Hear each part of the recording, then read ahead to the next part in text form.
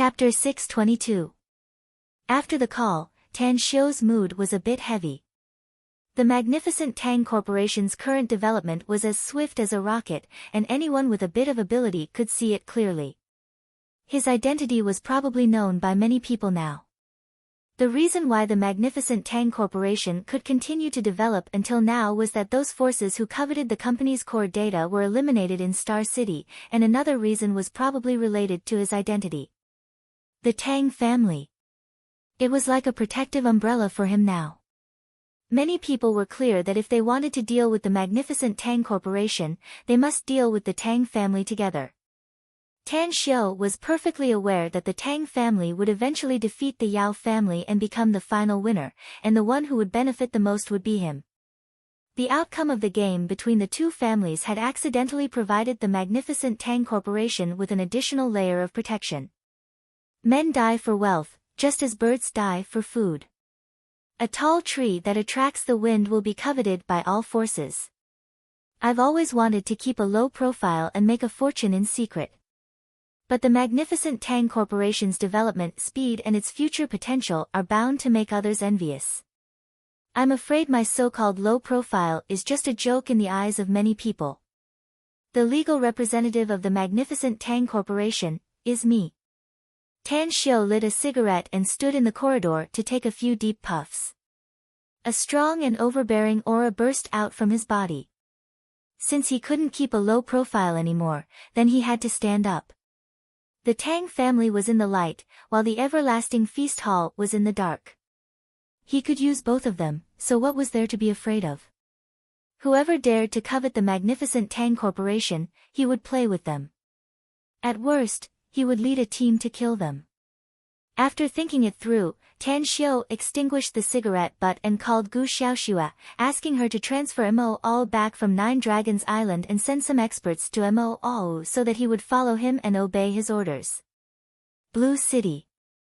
Inside a standard room of the Golden Star Hotel, Qian Xingwang stood vigilantly by the window and looked outside through the gap of the curtains. He was an overseas Chinese and an ambitious man. At the same time, he was also a confidant of a bigwig of the Stygian Club's Vero family. I have to give up the Vero family's identity as the owner of the electronics business in China for the sake of several product formulas of the magnificent Tang Corporation. Although the loss is great, I can get more benefits if I can get the formulas. Big Boss said that as long as I complete the mission, he will support me to develop my own force. Qian Xingwang clenched his fists, his eyes filled with anticipation. He had bribed a powerful deputy director of the winery under the magnificent Tang Corporation. As long as Dai Chang died, the deputy director would most likely become the new director. At that time, it would be easy for him to get the formula of God's nectar. Bang bang, there was a knock on the door. Qian Xingwang's heart tightened. He quickly turned around to look at the four subordinates sitting on the bed and the chair behind him. He quickly gestured to them. Instantly, a middle-aged man understood Qian Xingwang's meaning and quickly pulled out a pistol from his waist. He flashed to the door and asked in a deep voice, "Who is it?" "It's me." A woman's voice came from the door. The middle-aged man quickly looked at Qian Xingwang and saw that Qian Xingwang nodded at him. He immediately opened the door and allowed a beautiful and well-dressed woman to enter the room. Qian Xingwang strode forward and asked in a deep voice, "How's it going?" The woman let out a faint smile and said, "The target has been solved. According to your order, it was a car accident. However, it's a bit troublesome to deal with his two bodyguards. If the magnificent Tang Corporation's people were to investigate, I'm afraid that the two bodyguards would have been killed." "Nothing else matters as long as Dai Chang is dead," said Qian Xingwang with satisfaction. "Then, why did you want us to fake the car accident?" asked the woman. Qian Xingwang sneered and said, "I just want the magnificent Tang Corporation's people to realize that this is not a traffic accident. I deliberately exposed myself to let them know that someone is keeping an eye on the magnificent Tang Corporation and its winery. It's also the best opportunity for us to strike when everyone is in a state of panic." "I still don't get it," said the woman with a puzzled expression. "It's a diversion. Qian Xingwang proudly said. Our first target is not the god's nectar, but the formula of health products and cosmetics. As long as the majority of the magnificent Tang Corporation's security forces are placed in the winery, we can lay our hands on the formula of health products and cosmetics. You're really amazing, boss, said the woman in admiration. Qian Xingwang grinned. Then, he put away his complacent expression and seriously said, hurry up and pack up. We must move. The magnificent Tang Corporation's backer is the Tang family in the imperial capital.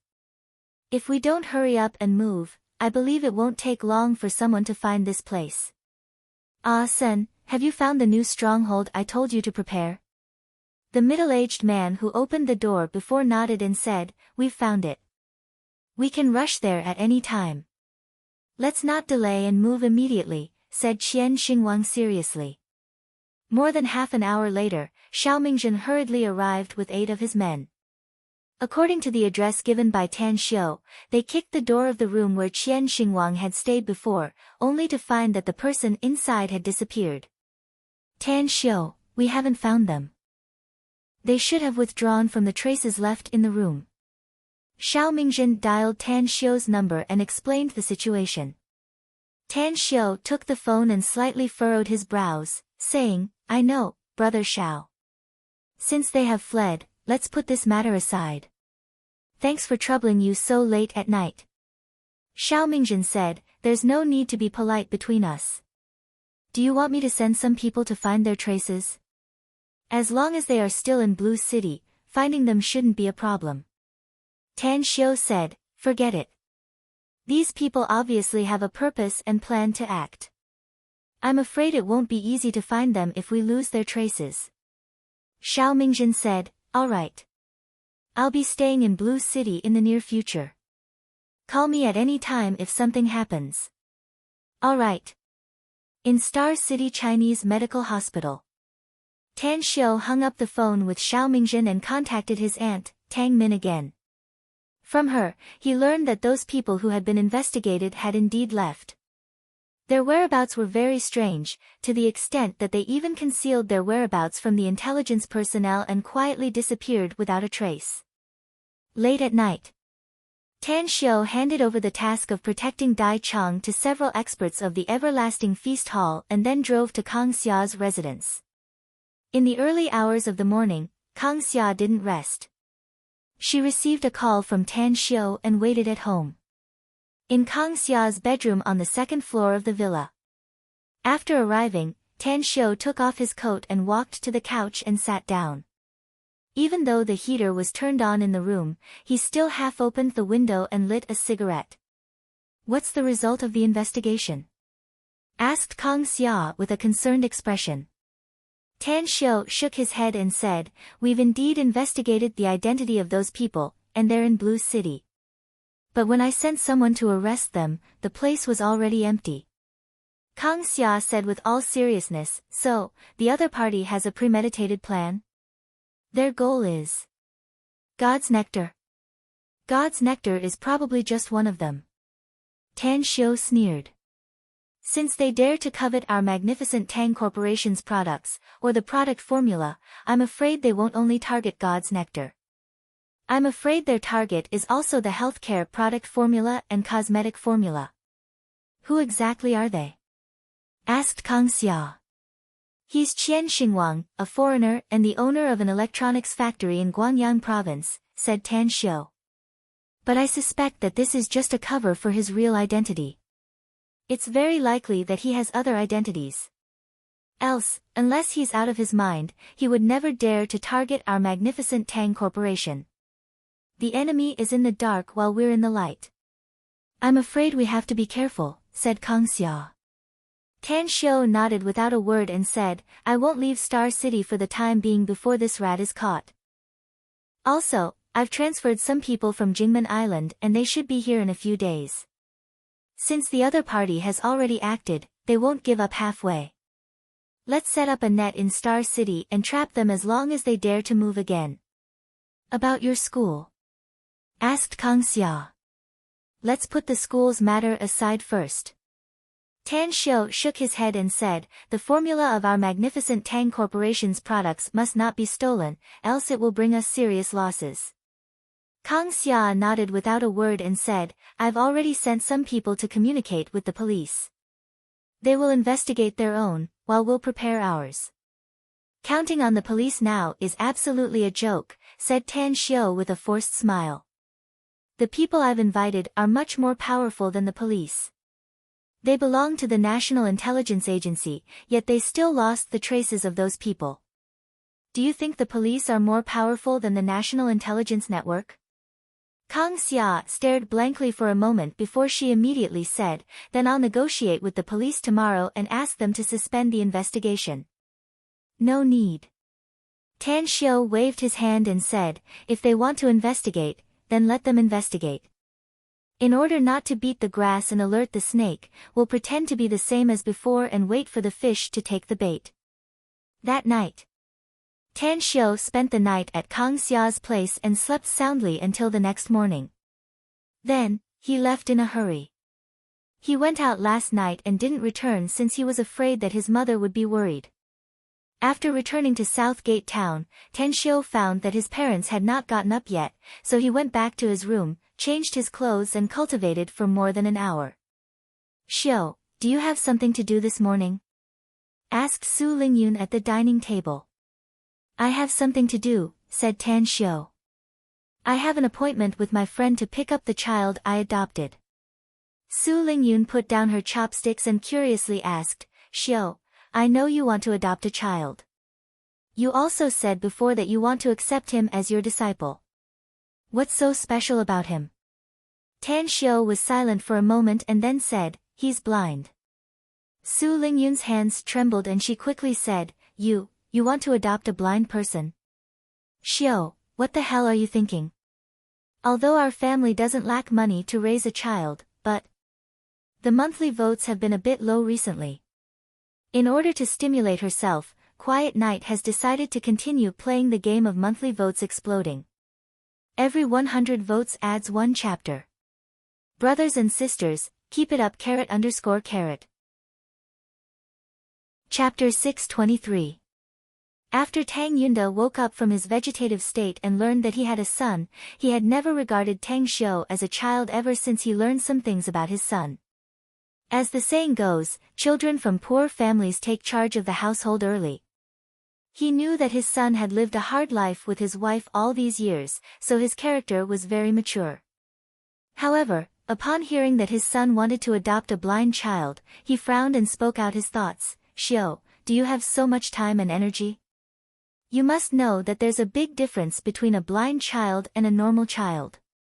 Dad, Mom, I understand what you mean. Tan Xiu said. But that child is very special. Although his eyes are blind, his heart is not. With his heart, he can see a lot of things that ordinary people can't see. The reason why I want to adopt him and accept him as a disciple is because I think he's a promising talent. You should believe in my vision. Look at Yinin. Isn't she a good example? Master is right. Yinin wants little junior brother, Gu Yin said with a laugh. Tang Yunda and Su Lingyun looked at each other. Their tense mood eased a lot. The couple knew that Tan Xiu was not an ordinary person. Although they didn't know how he became a cultivator, they were clear about their son's ability, so they didn't say anything more. Mu Qingping asked softly, I'll go out this morning to buy some daily necessities for the child. Also, I'll clean up the room next to Yinin's bedroom. What do you think? All right. Tan Xiu nodded with a smile. After breakfast, Tan Xiu drove out. Originally, he wanted to pick up Little Blind before the new year, but then he received a call from the orphanage's president, who wanted to keep Little Blind in the orphanage for the last new year, so he agreed. After the new year, he went to the imperial capital, so it was delayed until now. At the entrance of Southgate Town, Long Shuiao, who had received a call from Tan Xiu, was already waiting there with 2 big suitcases at her feet. Upon seeing Tan Xiu's car parked in front of her, she immediately knocked on the window and said with a smile, Open the trunk. I bought some things for the children and brought them along. Tan Xiu opened the trunk and got off to help put the 2 suitcases inside. Then, he said with a smile, "There aren't many warm-hearted girls like you these days. I even suspect that you spent all your money on the children in the Blue Star Welfare House. Don't praise me. I'll be shy." Long Shuya smiled. "In addition, my salary is very high. It's tens of thousands a month." Tang Xiu just smiled and didn't say anything more. Long Shuya's salary was indeed very high, but as far as he knew, she had to go to the Blue Star Welfare House several times a month, and the things she sent each time were very valuable. For example, Long Shuya had spent 20 or 30,000 yuan on the trip before the new year. After getting on the car, Long Shuya smilingly said, "Tan Xiu, are you curious? My uncle is Long Hanwen. He's a rich man, so why don't I ask him to help the Blue Star Welfare House?" After starting the car, Tan Xiu nodded and said while driving, "Yeah, I'm quite curious." Logically speaking, the Long family would be able to turn the Blue Star Welfare Institute upside down with just a drop in the bucket. At the very least, it wouldn't be that difficult. Long Shuya said, "In fact, my uncle has his own charity business. Every year, he will give me hundreds of thousands of yuan to spend on the children in the orphanage. However, most of the children in the orphanage are in poor health. Nearly half of them are sick. Every year, they have to spend 200 to 300,000 on medical expenses." Tan Xiu nodded silently. He understood this situation. Most of the children in the Blue Star Welfare Institute were weak and sickly, or children with physical defects. Not to mention little blind, there was also a child with congenital heart disease who needed to spend a lot of treatment fees every year. He even underwent a major operation last year, which cost more than 200,000 yuan. Soon after, the duo rushed to the Blue Star Welfare Institute. Tan Xiu accompanied Little Blind to pack up his things. They didn't stay in the Blue Star Welfare Institute for long and left with Little Blind. Long Shuiao had nothing to do today, so she stayed behind. Inside the Land Rover SUV, classical music drifted in the air as Little Blind sat in the front passenger seat, quietly listening to the music. After driving for more than 10 kilometers, Tan Xiu stopped at a traffic light intersection. As he waited for the red light to turn red, he said, "The adoption documents have been completed, but I haven't registered a new household registration book for you yet. Let's go to the Civil Affairs Bureau first to register a new household registration book for you. You'll be my family in the future." "All right." Little Blind gently nodded. "Your surname will be Tang from now on," said Tan Xiu again. "I'll give you a new name, Tang Xiaohan. What do you think?" Little Blind thought for a while and suddenly said with a smile, "Then, how should I address you in the future?" "We'll hold an apprenticeship ceremony after we return home," said Tan Xiu. "You'll be my 5th apprentice." "All right." Little Blind nodded and said, "The name is very nice, Master. I like it very much." "It's good that you like it." Tan Xiu said with a smile. "Do you still remember what I promised you? I'll make your eyes see again someday in the future. I'll take you to a place where you'll officially embark on the path of cultivation." Little Blind didn't know what the path of cultivation Tan Xiu mentioned was, but he faintly felt that his life would not be the same as before. At the Civil Affairs Bureau of the Old River Street District in Star City. "You're exaggerating, aren't you?" Tan Xiu said with a smile. "The wealth of the richest man in the world is in the hundreds of millions. How much money can you earn by gambling on raw stones?" "That's because you don't really understand the situation of jades," said Long Zhengyu. "Let me tell you something. A few years ago, there was a young man surnamed Zhuang who relied on his keen eyes and understanding of jades. He once went to the south, the west, and even went to Africa to gamble on stones. He bought jades and started a jade material business. He made a fortune from it. There was a jade Buddha in the West, but that young man surnamed Zhuang made jade Buddha revere him a lot. His current net worth is more than 10 billion yuan. Listen to me, I'm talking about US dollars. Tan Xiu thought for a moment and slowly nodded. Gold is priceless, but jade is priceless. I can indeed make a lot of money if I can get a lot of good jades.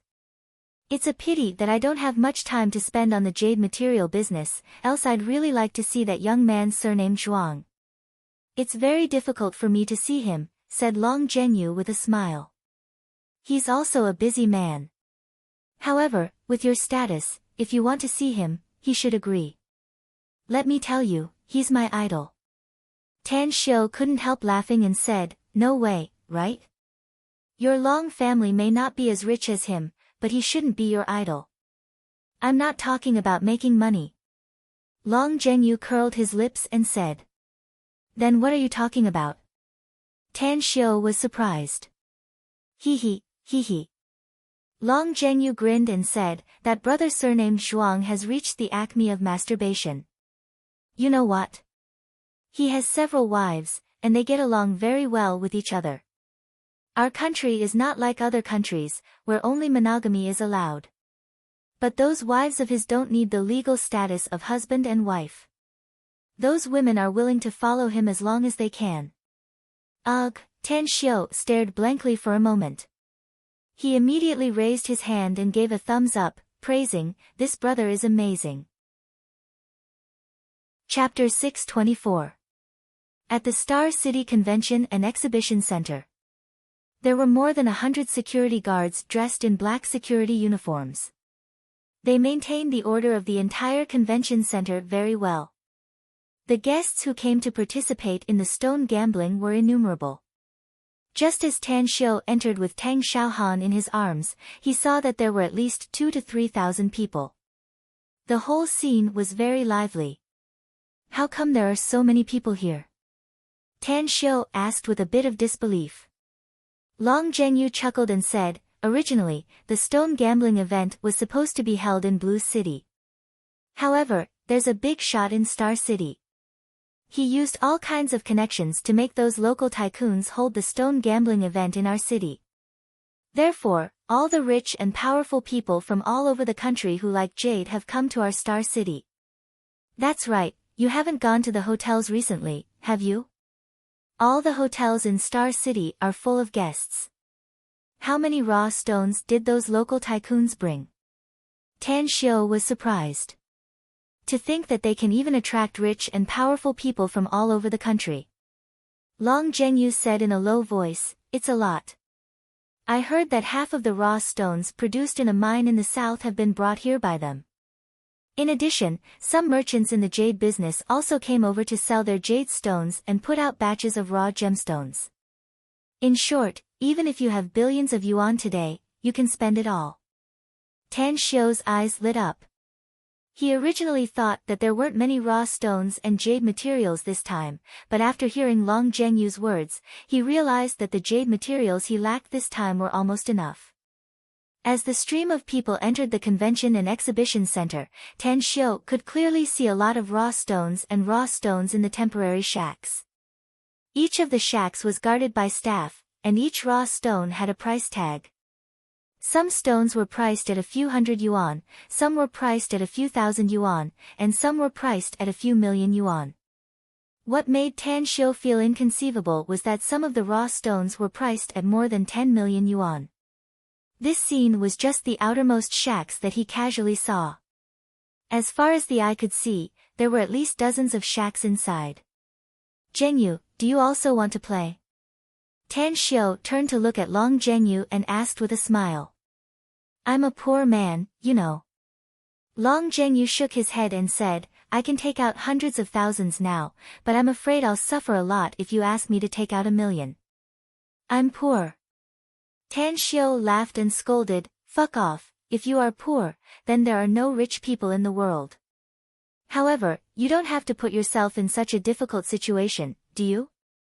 Why invest so much money into the business? Also, don't you have all my construction funds? If you can't handle the cash flow, it's not a problem to use it temporarily. Long Zhenyu sternly said, that won't do. Your project funds will be used to rebuild Nine Dragons Island. I can only use the profits after the project is over. Otherwise, you can't use it before the project is over. Tan Xiu shook his head with a smile and said, all right then. In any case, I don't care about this matter. Just do as you see fit. The crowd moved forward. Tan Xiu's eyes kept glancing at the raw stones in the shacks. After walking for 100 meters and seeing more than a dozen shacks, he finally stopped in front of a shack selling jade materials. The raw stones in this shack were also of poor quality, but most of them were jades. However, it was obvious that these jades had just been taken out from the raw materials. The quality is just as so. Tan Xiu looked at them and made a judgment inwardly. The jades I have here are pretty good, sirs. Would you like to buy some? A middle-aged man with a big belly smilingly looked at the two and asked. Behind him were 4 young men in suits who kept glancing at the guests in the shack. Tan Xiu put Tang Xiaohan on the ground and held his hand as they walked inside, replying with a smile, we're just looking around. We can buy some good jades if we see them. The fat middle-aged man's smile immediately turned brighter. He patted his chest and said, 2 little brothers, the jades I have here are absolutely of good quality. There are some jade seed material, Hetian jade material, and jadeite material. You can rest assured that the price of the jades here is absolutely fair. Tan Xiu looked at the price of the jades and secretly forced a wry smile inwardly. The price of the jades here was very high. Although he was not short of money now, he would have to spend a lot of money if he wanted to stock a lot of jades at this price. 10 minutes later. Tan Xiu looked at the fat middle-aged man who was greeting the other guests. After calling him over, he said, I've seen the jades here. The price is too expensive, and most of them are very ordinary. Let's put it this way.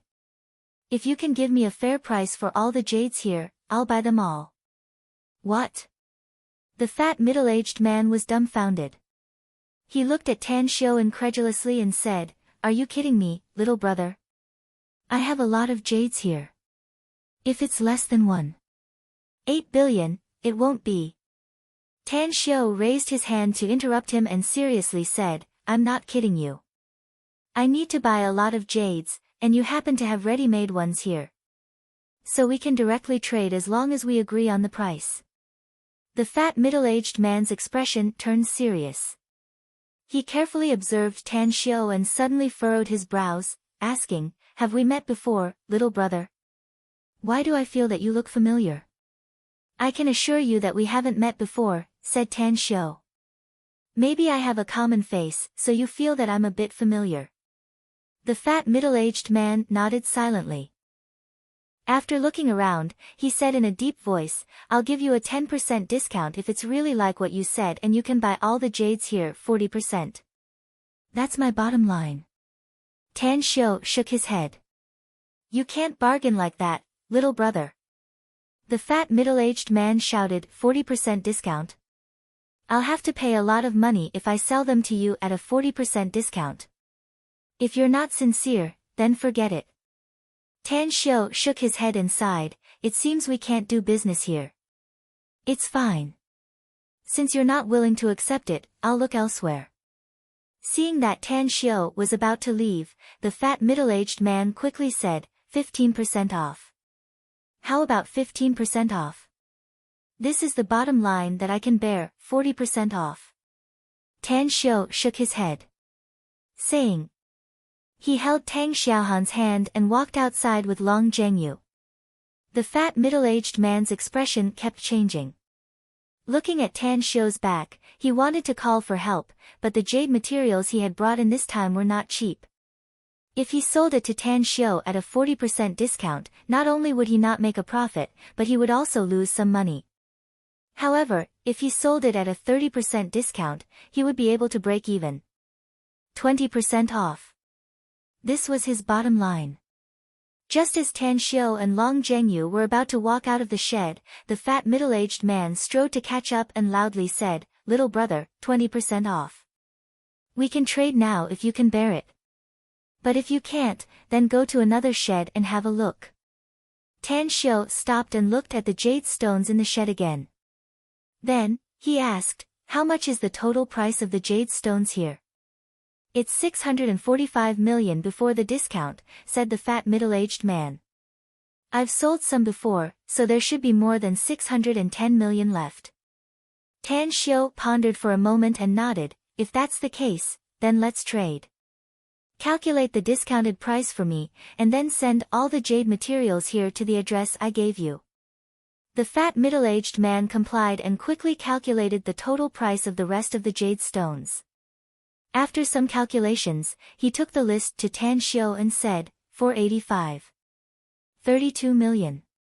"Since little brother is so straightforward, then I'll erase the change for you. It's a total of 485 million. If you want me to send someone to deliver all the jade materials to the address you specified, the furthest you can go is Shuangqing province. Also, you need to pay me 85 million in advance as a deposit. Then, I'll clear the account after the goods arrive. No need to go through so much trouble." Tan Xiu said, "Just send someone to load all the jade materials and then leave with me. The address is not far, just in the Blue City area. We'll exchange the goods when we arrive there." "No problem. I'll arrange it now." The fat middle-aged man immediately nodded. Tan Xiu looked at the hundreds of stones in the corner and smilingly said, "How about you sell all those stones to me? As for the price, 15 million should be enough. How about we round it up to 500 million? The fat middle-aged man forced a smile and said, "The total price of my raw stones is more than 30 million, little brother. Even if I give you a 20% discount, it's still about 25 million. You're too ruthless." Tan Xiu smilingly said, "If you have more raw jade materials in the future, I'll buy as many as you can as long as the quality is not worse than this. How about it?" The fat middle-aged man stared and asked in amazement, "Are you serious?" "Absolutely," Tan Xiu smilingly said. "But don't be too ruthless. I can't afford to buy tens of billions of jade materials a year." The fat middle-aged man was a bit excited. Although he felt that Tan Xiu's additional words were a bit unreliable, he was a local tycoon who could buy 500 million jade materials at once. He could easily make up for the loss of 10 million by buying some of his own jade materials in the future. As he thought of this, he happily said, "Deal."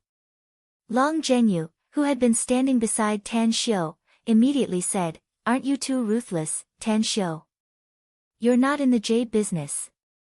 What are you going to do with 500 million jade materials at once?" Tan Xiu lightly smiled and said, "I'll make a batch of jade artifacts when I have nothing to do in the future." Long Zhengyu suddenly understood. He knew that Tang Xiu owned 9 Dragons Island and that there was a huge palace on the island.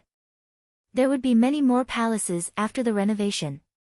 At that time, if all the utensils on 9 Dragons Island were to be made of jade, it would definitely look grand and magnificent. However, wasn't spending so much money on jade artifacts a bit too wasteful? The fat middle-aged man was stunned at the moment. Tan Xiu. Could he be the young divine Dr. Tan Xiu of Star City Chinese Medical Hospital? Yesterday, the monthly votes exceeded 200. Today, I've added 2 chapters. Counting the guaranteed chapters, I have a total of 4 chapters. This is the first chapter. Keep asking for recommendation votes and monthly votes. Chapter 625. The fat middle-aged man suddenly sobered up. He finally realized why he felt that Tan Xiu looked familiar. However, before he was 100% sure, he still asked with a bit of expectation, "As far as I know, there's a young miracle-working doctor named Tang Xiu in Star City Chinese Medical Hospital. Are you that young miracle-working doctor?" Tan Xiu said with a smile, "I didn't expect that I'm quite famous. Even you know about me." "That's right, it's me." The fat middle-aged man was excited. He rubbed his hands and said, "It's really you, divine Dr. Tang. I'm so lucky to have such a big business deal with you as soon as I came here. Since you feel lucky, can you give me a discount?" asked Tan Xiu with a smile. Ugh, the smile on the fat middle-aged man's face froze. He then let out a hollow laugh and said, "Forget it this time. But I'll definitely give you a better price next time. It's a deal." Tan Xiu nodded with a smile. "Tan Xiu, you've bought so many jades, so you won't gamble on stones anymore, right?" asked Long Zhengyu. "Why not?" Tan Xiu said with a smile. "Since there's such a fun thing, I might as well participate in it. Maybe my luck is off the charts and I can earn back all the money I spent today." Long Zhengyu was at a loss whether he had to cry or laugh. "If you have such amazing luck, I think you don't need to do business anymore. You can become a super rich man just by gambling on stones every day." Tan Xiu smiled and said, "How about you help me load the car? I'll take a look around." Long Zhengyu thought for a moment and nodded, "No problem. But remember to give me some jade artifacts when you carve them later." "No problem." Tan Xiu replied with a smile and took Tang Xiaohan away. With Long Zhengyu staying to help him, he wasn't afraid that the fat middle-aged man would secretly play tricks on him. Huh. Half an hour later, Tan Xiu saw an acquaintance in a shack. It was an acquaintance he never thought he would meet here. Miao Wentong. However, just as Tan Xiu was about to walk towards Miao Wentong while holding Tang Xiaohan's hand, Tang Xiaohan suddenly stopped and tugged at Tan Xiu. "What happened?" Tan Xiu turned around and asked in astonishment. Tang Xiaohan furrowed his brows and turned to point a few meters away, saying, "There seems to be something there, master. It's like a beating heart." "What?" Tan Xiu was stunned. He looked in the direction where Tang Xiaohan was pointing. His eyes immediately fell on a 2-meter tall, 1-meter wide rectangular stone erected on the ground. The outer surface of the stone was faintly green. However, when his gaze fell on the price tag of the stone, he suddenly revealed a strange expression, 12 million. "Let's go and take a look." Tang Xiu led Tang Xiaohan to the front of the stone. He reached out to touch it and released his spiritual sense in an instant. What shocked him was that he could also sense something throbbing inside the stone. It was indeed as Tang Xiaohan said, it was like a beating heart. "What's going on?" Tan Xiu hesitated for a moment before he instantly released his primal chaos force and fused it into the stone. However, just as his primal chaos force was injected into the stone, Tan Xiu suddenly felt a suction force coming from inside. Although the suction force was not strong, the primal chaos force he injected was still sucked away. "There's something strange here." Tan Xiu's expression changed. He retracted his hand and squatted in front of Tang Xiaohan, asking with a complicated expression, "Tell me what's going on, Xiaohan. How can you know that there seems to be something beating inside?" "I don't know, either." Tang Xiaohan shook his head. "It's just a feeling that there's no one here, yet something is beating. It's like my heart is beating as fast as the thing here." Perception. Tan Xiu had never encountered such a situation with Tang Xiaohan. After thinking for a while, he summoned an employee and asked, "What's the base price of this stone?" "All the raw stones here are marked with the base price, sir," said the employee with a smile. "You must pay 12 million if you want to buy this stone." Tan Xiu nodded and said, "Then let's make a deal.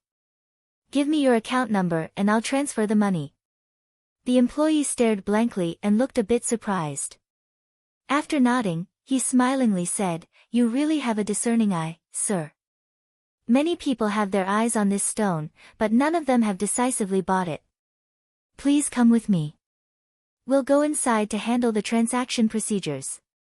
"Hold on." A white-haired old man nearby suddenly came from 7 to 8 meters away. His eyes were bright and spirited, and he was stroking a Hetian jade ring in his hand. Tan Xiu and the employee stopped at the same time and looked at the old man. The old man squinted his eyes and lightly smiled. "Little brother, can you bear the pain and give this stone to this old man? You can rest assured that I won't let you suffer a loss. As long as the price of the raw stones you choose in this shed is no more than 500,000 yuan, I'll help you pay the bill." I'm not short of money. Tan Xiu shook his head. 1 million, said the old man. Old man, don't think about using money to make me dizzy, said Tan Xiu with a smile. I won't give you the thing I fancy even if you give me 100 million yuan. The old man took out a certificate from his pocket and handed it to Tan Xiu, saying, Little brother, let me introduce myself. I'm the vice president of the National Jade Association, Tian Jingnan. I'm also a jade carver. If you can give this stone to me, I can introduce you to the National Jade Association and help you carve an item for free later. How about it? It turns out to be President Tian. Is your carving skill very good? Asked Tan Xiu with a smile. I dare not say that I'm the best, but there are not many people in our country who are better than me in carving, said Tian Jingnan confidently. Someone once offered me 5 million yuan, hoping that I could carve an item for him, but I refused. As a matter of fact, I've been interested in this stone since I bought a lot of raw stones, so I'm a bit short of funds. I just asked my son to transfer some money to me. I didn't expect that little brother would take a fancy to it in such a short time. I'm sorry, but I can't help you, said Tan Xiu with a smile. Tian Jingnan frowned. He didn't expect that the young man in front of him was still unwilling to give it to him even though he had said so much. This situation made him a bit angry. However, his self-restraint had always been good. Even though he was angry, he didn't flare up. Instead, he said, Little brother, give me your condition. I'll do it as long as I can accept it. I don't have any condition. Tan Xiu shook his head. Tian Jingnan finally couldn't help but say, Young man, you bought this raw stone with the intention of gambling, right? I'll give you 5 million yuan and you give this stone to me. How about it? Tan Xiu didn't want to talk to him anymore. He called the staff and walked to the back. What's wrong with you, President Tian? 2 middle-aged men came over. After seeing Tian Jingnan's angry expression, one of them immediately asked. Tian Jingnan forced a wry smile and said, I took a fancy to this raw stone, but someone beat me to it. I promised him 5 million yuan and asked him to give me the raw stone, but he didn't even pay attention to me. The man was surprised and asked, Who's so arrogant? He didn't even give face to you, President Tian. Forget it. Tian Jingnan helplessly sighed, I'll give it up since he doesn't want to give it to me. As a matter of fact, I don't know if there's any jade inside or how much jade is inside. Maybe there's only a bit of green in the window, but there's nothing inside. That's right. The 2 men nodded and agreed with Tian Jingnan's words. 10 minutes later, Tan Xiu came out with Tang Xiaohan and found that Tian Jingnan hadn't left yet. He forced a wry smile inwardly. However, Tian Jingnan didn't do or say anything excessive, so he didn't have any malice toward him. With the help of the staff, several workers responsible for transporting the raw stone came pushing a flatbed cart and helped Tan Xiu move the raw stone onto the flatbed cart. Under Tan Xiu's lead, they came to the shed where he bought the jade. Oh! Divine Dr. Tang, did you buy another raw stone? This stone looks good. There's even a trace of green in the window. There should be jade inside, right? The plump middle-aged man greeted him with a beaming smile as he observed the raw stone on the flatbed cart. Who knows? Tan Xiu said. I felt that there's a higher chance of jade or emerald inside this stone, so I bought it. How much did you pay for it? Asked the plump middle-aged man curiously. 12 million, said Tan Xiu with a smile. The plump middle-aged man raised his thumbs up and praised, Divine Dr. Tang is really a local tycoon. You can casually bet more than 10 million yuan on a stone. Your boldness is really great. I'm just playing around, so I won't buy too much, said Tan Xiu with a smile. But I'll have to trouble you to help me send it back. No problem, said the plump middle-aged man with a smile. Suddenly, a shout came from outside the shed, it's going up. The gambling is going up. Immediately, the guests in the shed, as well as many people outside, rushed toward the source of the voice. stone gambling and cutting could be done here. Many buyers would cut the raw stone on the spot for the sake of convenience, and the result of gambling could quickly be seen. Long Zhengyu was a bit moved and asked, "Shall we go and have a look?" Tan Xiu pondered for a moment and then nodded. "Let's go and have a look. I've seen some guests gambling before, but none of them caused such a big sensation like this." The plump middle-aged man hesitated for a moment before he gave some orders to his men and also came out. "Do you know how I made my fortune, Divine Dr. Tang? It's all thanks to stone gambling. More than a decade ago, I went to the south with 20,000 yuan. I didn't expect that I would stumble upon a stone gambling place by chance. I even joined in the fun and spent more than 1,000 yuan to buy a stone, which turned out to be a 1,000-fold profit. It can be said that I once became rich overnight, sitting on tens of millions of yuan." Chapter 626. Tan Xiu had observed the chubby middle-aged man's physiognomy. He was born with a face of fortune. Although he couldn't become a super-rich man, it wouldn't be a problem for him to have a net worth of billions. Song Hao. This was the name of the chubby middle-aged man, a Miao man who came from the Miao region and took root outside. He was very smart, had good vision, and had an extraordinary temperament. Through his narration, Tan Xiu learned that he became rich overnight more than a decade ago and had a wealth of tens of millions. However, he didn't get carried away by this sudden wealth. Instead, he began to study jade stones after realizing the amazing profits contained in jade stones. He constantly consulted people who knew about jade and lingered in major jade trading markets. He even worked in jade mines many times. After several years of accumulation, he gradually found some knack and then began to work as a middleman. He used his knowledge and eloquence to slowly accumulate wealth and eventually had a net worth of billions.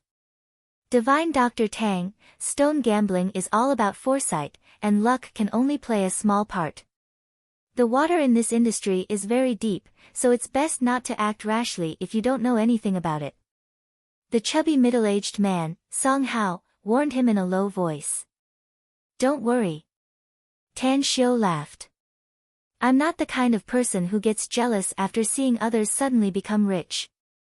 My main purpose in coming to this convention center is to buy jade materials. Since I've already bought them from you, I won't waste too much money on stone gambling. Of course, if I come across something good and the price isn't too high, I'll buy it for fun." Song Hao was well aware that Tan Xiu wasn't short of money. Tan Xiu was, after all, a famous young divine doctor who could earn a lot of money just by relying on his superb medical skills. Who didn't have headaches and fever these days? If it were those incurable diseases, perhaps even the super-rich would be willing to spend a lot of money to seek treatment. After a while, several people followed the flow of people and came to a place 2 shacks away. Not only was there a large number of stones in the shed, but there were also stone cutters. Hundreds of people gathered here, all of them staring at the stone cutter in blue overalls. To be more precise, they were staring at the football-sized stone that the stone cutter was holding up with both hands. "Little brother, you bought this stone for a total of $2,000. Now that it's green, it proves that you've won the bet. I'll give you 2 million, and you'll let me have this stone. How about it?" A well-dressed middle-aged man beside the stone cutter looked at the excited young man in front of the stone cutter and said, "I'll pay 3 million. I bid 5 million. As the well-dressed middle-aged man's voice fell, 2 voices sounded out at almost the same time. The one who was willing to bid 5 million was an ordinary-looking young man who exuded a superior aura. He was about 26 or 27 years old, and he was accompanied by a young man and a young woman. The owner of the stone, the excited young man, was overjoyed when he heard that. As if he was afraid that the other party would go back on his word, he said loudly, 5 million yuan. Transfer the money to me now and I'll sell this stone." The young man who offered 5 million nodded in satisfaction. He turned to the young woman beside him and nodded. Soon, he transferred 5 million into the account given by the owner of the stone. The stone cutter asked, "Do you want to polish this stone?" The young man who bought the stone said without hesitation, "Yes." The stone cutter nodded silently and carefully wiped the stone in his hand. The green color on the stone increased along with his action. In just a few minutes, a palm-sized piece of green appeared in front of everyone. "Wait a minute." A voice suddenly sounded in the crowd. Tian Jingnan, accompanied by two men, quickly squeezed into the crowd. His eyes fell on the young man and said with a smile, "Little brother, how about selling this stone to me? I'm willing to buy it for 10 million since you've spent 5 million. "I'm sorry, but I don't lack money," said the young man with a smile. Tian Jingnan's breath stagnated. He hesitated for a moment and then spoke again, 20 million. "I'll offer 20 million if you're willing to sell this stone to me." The young man's mouth curved into a smile. He still shook his head and said, "I'm sorry. Stone gambling is just a hobby of mine. It doesn't matter whether I make a profit or lose money in the end. What I enjoy is the process of cutting and polishing the stone." "Let's continue, master." Tian Jingnan shook his head helplessly. He found that he was really unlucky this year. He fancied a stone before, but someone beat him to it. Now that he realized that there might be a good jade in this uncut stone, the other party was still unwilling to sell it. Tan Xiu silently stood in the crowd. As his spiritual sense enveloped the stone, he secretly sighed at the young man's luck. There was jade in this stone, and it was the imperial green jadeite. Once it was taken out, its value would be at least more than 9 digits. "Let's go." Tan Xiu pulled Long Zhengyu and turned around with a faint smile. Long Zhengyu hesitated for a moment and found that Song Hao had already left behind Tan Xiu. He let out a wry smile and looked deeply at the young man who bought the stone before chasing after Tan Xiu. "Tan Xiu, we haven't finished watching the good show yet. Why are you in such a hurry to pull me back?" asked Long Zhengyu. Tan Xiu lightly smiled and said, "If others lose their bet and we gloat over their misfortune, it shows that our temperament is not good. If others win their bet, it will only make us envious. Why would we do such a troublesome thing?" Long Zhengyu was at a loss whether he had to cry or laugh. "That's a fallacy. Forget it. If you don't want to see it, then don't. Do you still want to play? If not, let's hurry up and send these jade materials back." "I don't want to play anymore." Tan Xiu slightly shook his head and smiled. A few hours later, the container truck delivered all the jade and stone materials to Southgate Town. After unloading them in the courtyard, Tan Xiu transferred the money to Song Hao and sent him away. "What's your plan next, Tan Xiu?" Long Zhengyu asked with a bored expression. "I'll rest at home and let little Han familiarize himself with the situation at home," said Tan Xiu. "We'll go to the convention and exhibition center in the afternoon." "We're going to the convention and exhibition center again?" asked Long Zhengyu in surprise. Tan Xiu shrugged his shoulders and said with a relaxed expression, "I'm idle anyway, so it's better to go there and play." "But what about you? What's your plan today?" "I'll go back first," said Long Zhengyu. "I'll go to 9 Dragons Island in a few days, so I'll arrange some things in Star City before I go." "That's right, if you meet that brat who bought the stone material today again, you must be wary of him." "That brat, he's as smart as a demon." Tan Xiu stared blankly for a moment. The appearance of the youth exuding a superior aura emerged in his mind and he immediately asked, "Who is he?" "He's Chu Yuan, the successor of Shanghai's Imperial Garden, the owner of the Imperial Brilliant Group, and the founder of Imperial Fortune Venture," said Long Zhengyu. Tan Xiu slightly furrowed his brows. He vaguely felt that the name, Imperial Garden, was somewhat familiar, as if he had heard it somewhere. But he couldn't remember where he had heard it. "Is he very powerful?" Long Zhengyu was silent for half a minute before he faintly said, "He's more than powerful. He's simply monstrous.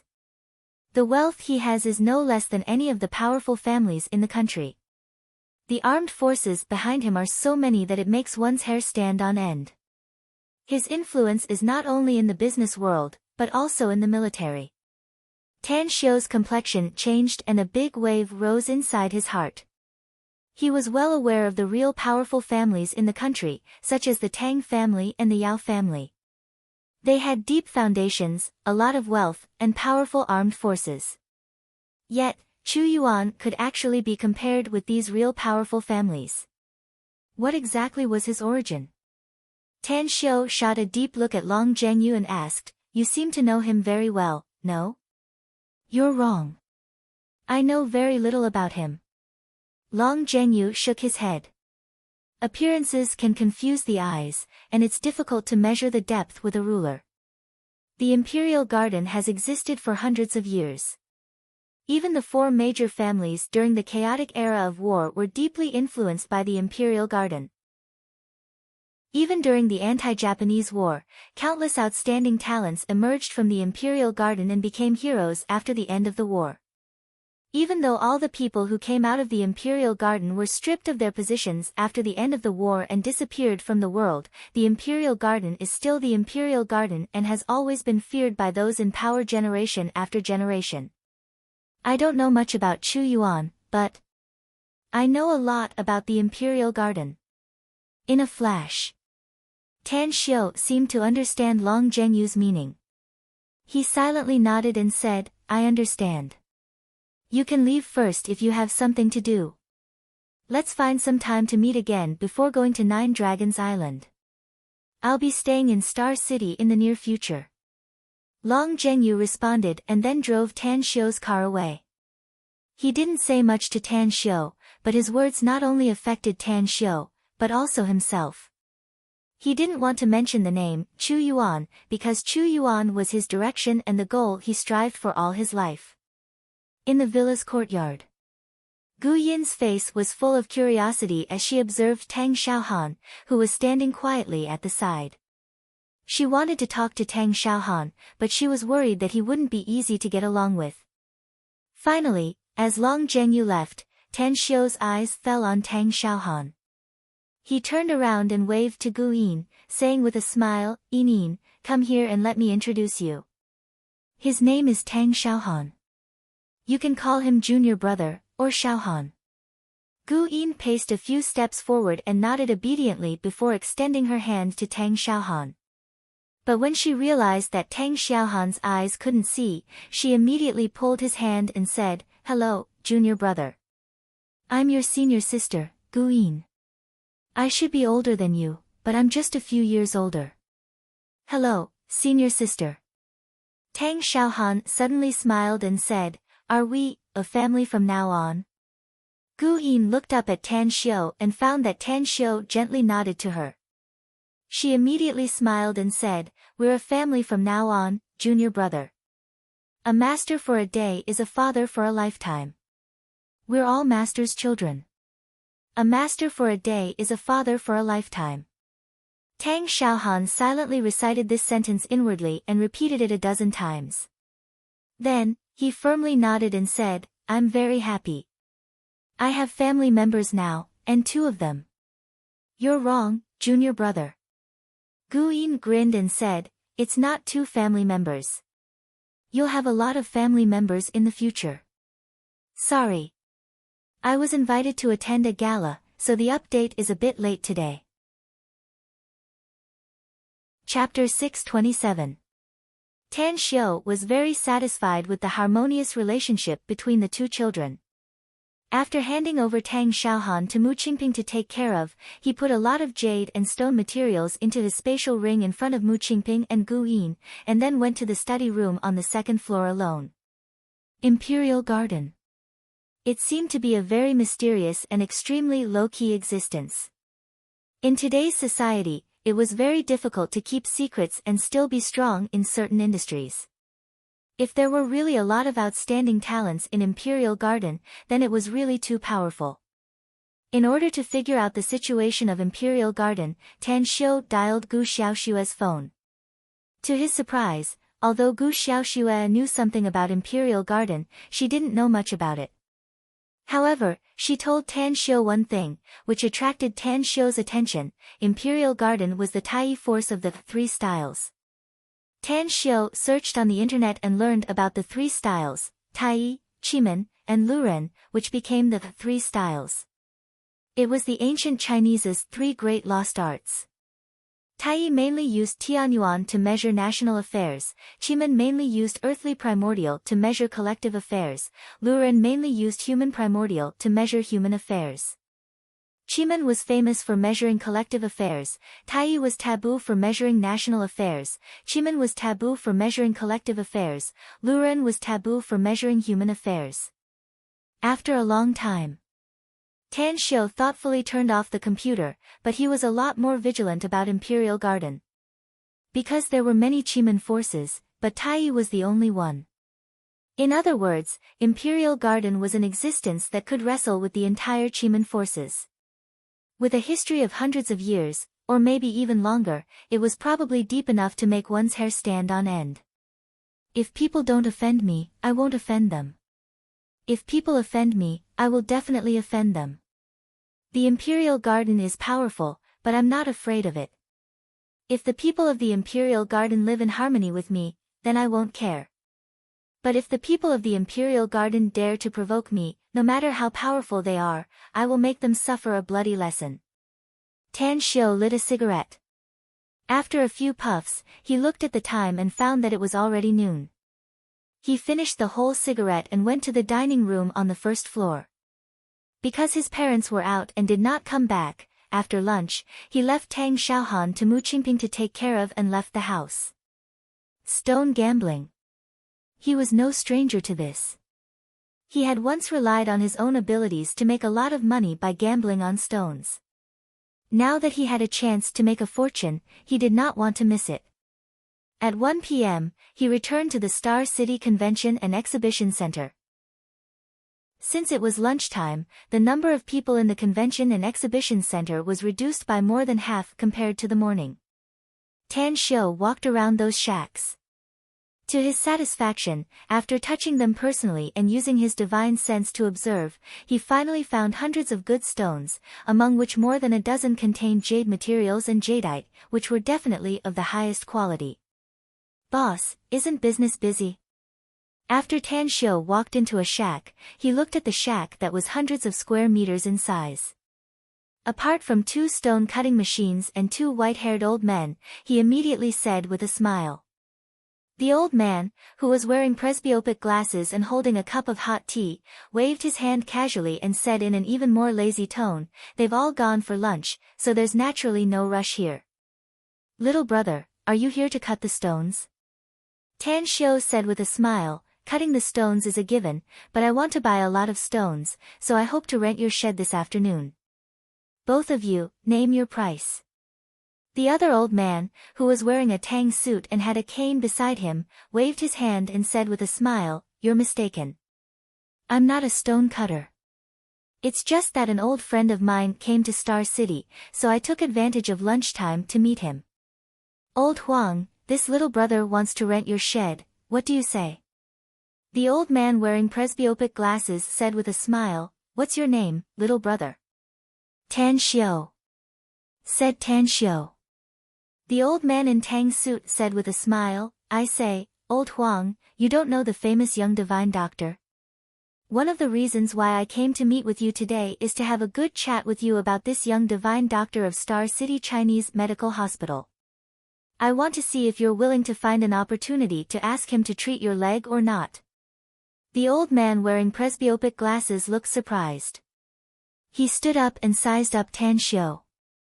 Then, he curiously said, "I've heard the name of the young divine doctor, but I didn't expect it to be this little brother." Tan Xiu slightly squinted his eyes as he observed the old man's legs. He found that the old man's left leg obviously had a hidden injury.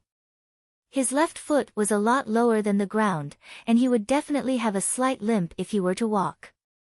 After pondering for a moment, Tan Xiu said, "How should I address you, old man?" The old man wearing presbyopic glasses said with a smile, "You can call me Master Huang."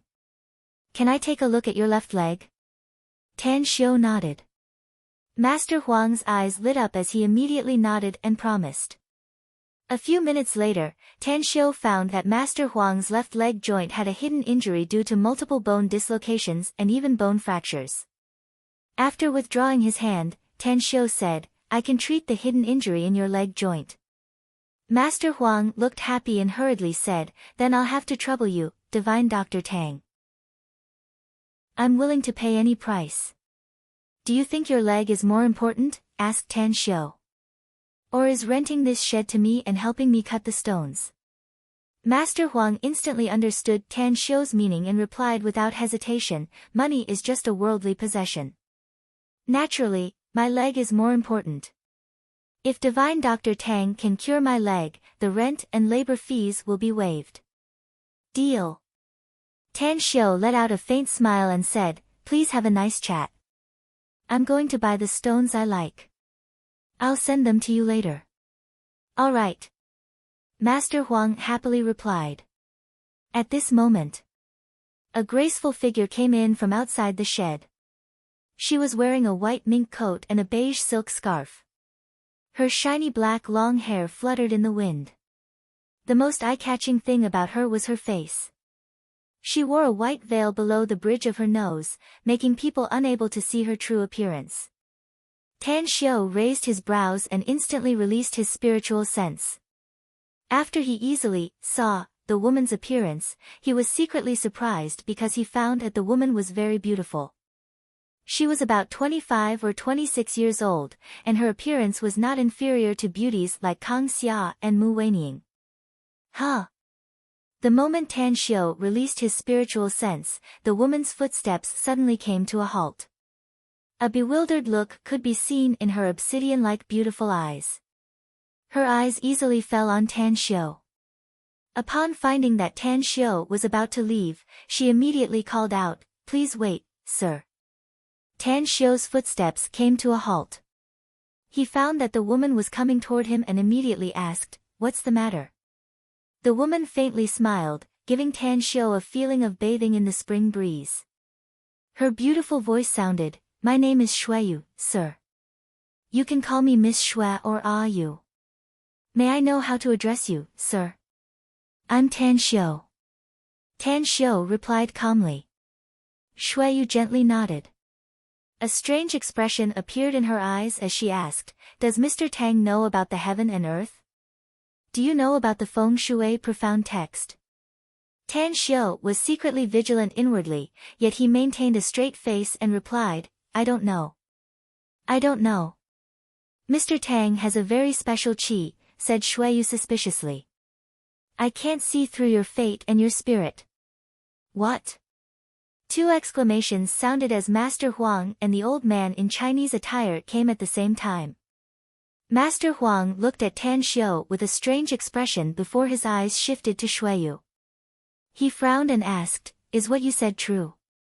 You can't see through his fate? You can't see through his spirit?" "It's true." Shueyu seemed to know Master Huang and the old man as she gently nodded.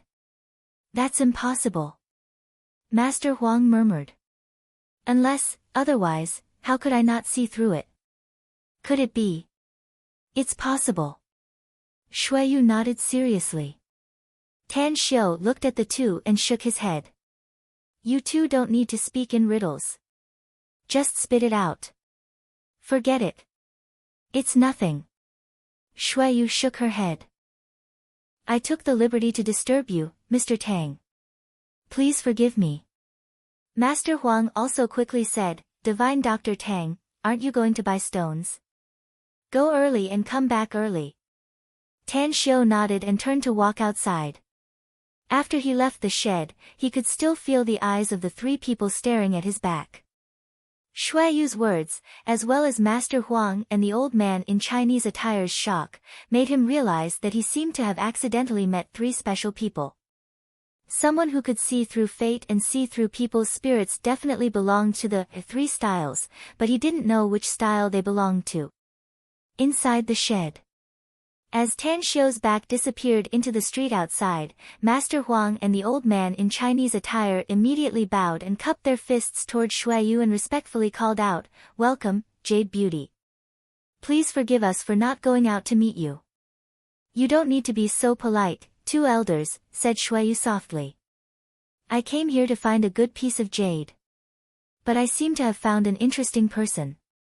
Master Huang and the old man in Chinese attire exchanged glances and forced smiles could be seen in their eyes.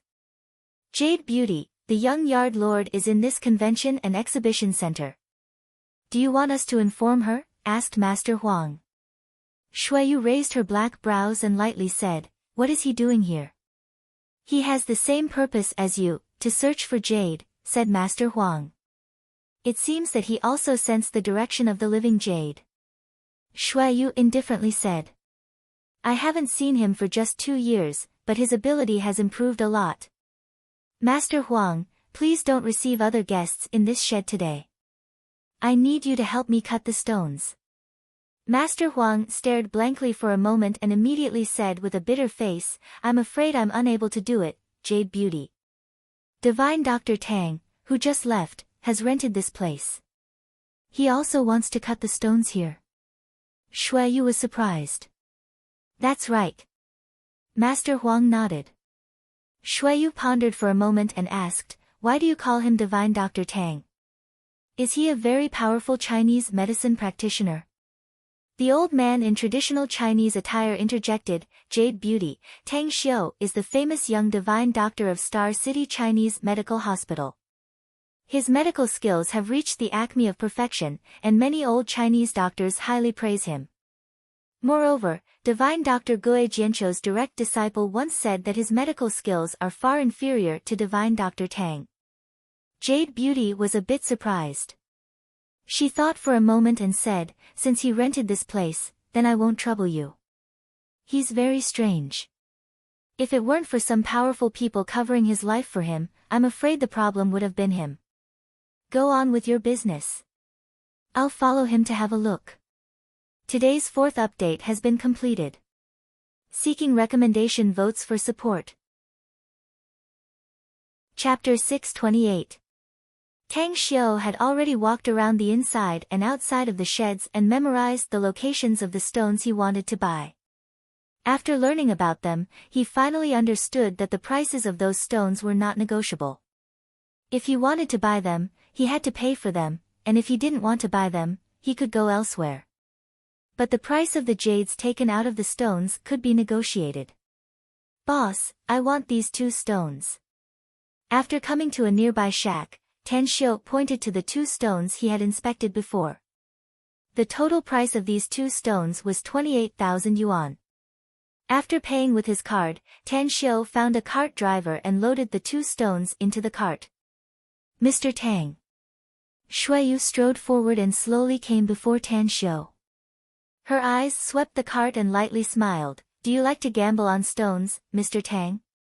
Tan Xiu didn't want to have more contact with this woman because the dozens of stones he fancied contained good quality jades and jades. Furthermore, he had decided to ask Master Huang to help him cut the stones. Once the jades and jades were taken out, his identity would be suspected by this strange woman. I'm just playing around. Tan Xiu said perfunctorily. I also want to gamble on stones, so this trip won't be in vain, said Shuayu with a faint smile. If Mr. Tang doesn't mind, how about we choose the stones together? Tan Xiu slightly furrowed his brows. He pondered for a moment and then said, I'm sorry, but I've already chosen the stones and won't stay in each shack for a long time. If Miss Shui wants to choose the stones, please go ahead. Having said that, he didn't give Shuayu a chance to speak and directly walked toward the next shack. Trouble should be avoided as much as possible. His special means could not be known by others, and naturally, it was better for fewer people to know about it. Shuayu was dumbfounded. She had never encountered such a person before. He spoke in a completely perfunctory manner, and in the end, he bluntly refused her request. Moreover, he didn't even give her a chance to speak and just left like that. Shuayu had met a lot of people and experienced a lot of things since childhood. Yet, no one had ever refused her or showed a repulsive attitude. There must be something strange about him. Shui steeled her heart and chased after Tan Xiu's back under the influence of that strong aura. Regardless of whether Tan Xiu allowed her to follow, she wanted to witness Tan Xiu's methods of stone gambling. After entering the shanty, Tan Xiu was keenly aware that Shui had followed him in. Although he was somewhat dissatisfied and thought that this woman was not sensible, he could not directly drive her away since she did not come to strike up a conversation. After spending 1.6 million to buy a few stones, Tan Xiu left with the cart driver. Shui had been maintaining a distance of 7 or 8 meters from Tan Xiu. She did not intervene in Tan Xiu's purchase of stones, nor did she say anything to affect Tan Xiu. Her beautiful eyes were only filled with curiosity as they lingered between Tan Xiu and the stones. After nearly an hour, Tan Xiu had invited a total of 6 cart drivers and spent a total of more than 42 million to buy dozens of stones. However, there was a piece of stone that was priced at 28 million. That piece of stone was also the largest among all the stones. It took a small cart to load that piece of stone that was 200 to 300 kilograms. Miss Shui, you've been following me for nearly an hour. You should be tired, right? Tan Xiu finally stopped and looked at Shui with a dissatisfied expression. Shui, as though she did not see Tan Xiu's dissatisfied expression, chuckled and said, I'm just curious about you, Mr. Tang. That's why I want to have more contact with you. Furthermore, you're very casual in picking stones, which I admire. Then, do you think I should say that I'm honored? Tan Xiu said indifferently. No need to say that. Just let me see if the stones you picked can be cut into jades and jadeites. Shui shook her head. Tan Xiu thought for a moment and asked, if I ask you to leave now, will you leave? I'll leave and chat with Master Huang. Shui nodded. Let's get straight to the point. Tan Xiu said. What do you want? Shui said, I really just want to know more about you, nothing else. I heard from Master Huang that you're the young divine doctor of Star City Chinese Medical Hospital. You're able to achieve such great attainments in Chinese medicine at such a young age, which shows that you're not an ordinary person. Perhaps, it's very likely that you're the same kind of person as me. Tan Xiu's brows stretched out as he said with a faint smile, then I want to know, what kind of person are you? And where are you from? Shui hesitated for a moment before she gently raised her hands and made a series of hand gestures. Then, she said, if you can understand my hand gestures, you'll know who I am and where I come from. Tan Xiu was dumbfounded. He simply could not understand the meaning of Shui's hand gestures. After giving it a thought, he simply let go of his vigilance and said, maybe we're not the same kind of people. I can't understand your hand gestures, let alone guess where you come from. Since you want to follow me, I can't throw away my face and drive you away. So follow me if you want to. But there was a bit of disappointment in Shui's eyes. But after hearing that Tan Xiu was willing to let her follow him, she still asked, but what? In this society where men and women are equal, you can't just look at the cart drivers working so hard and not help them, can you? Tan Xiu said. Look at this cart driver. He's pushing 200 to 300 kilograms of stones. Isn't it very strenuous? Shui was stunned. She looked at Tan Xiu with disbelief. She opened her mouth, yet she didn't know what to say. He actually wants me to help the cart driver push the cart. Tan Xiu's expression turned cold. He deliberately showed an impatient look and waved his hand. If you want to push the cart, then do it. If you don't want to, then just leave. I don't need to go to Master Huang's place to cut the stones, but I can't have any idlers following me. As his voice faded away, he directly turned around and walked away. Shui was dumbfounded as she watched Tan Xiu walk more than 10 meters away. Only then did she sober up from her shock. She shook her head, at a loss whether she had to laugh or cry. Watching the cart driver strenuously pushing the cart, she quickly caught up with him and helped push the cart. At the intersection dozens of meters away, Chu Yuan, who had an ordinary appearance but exuded the aura of a superior, walked out from another aisle with a young man and a young woman. Behind them, 2 cart drivers were pushing 2 carts filled with stones, following them at a moderate pace. Huh! Chu Yuan's footsteps suddenly came to a halt. He saw the carts coming from the left, and his eyes finally fell on Xueyu, who was wearing a mink fur coat and a veil. Stunned. Confused. Never in his wildest dreams did Chu Yuan think that the famous jade beauty, Xueyu, would one day help the cart driver to push the cart under the watchful eyes of many people.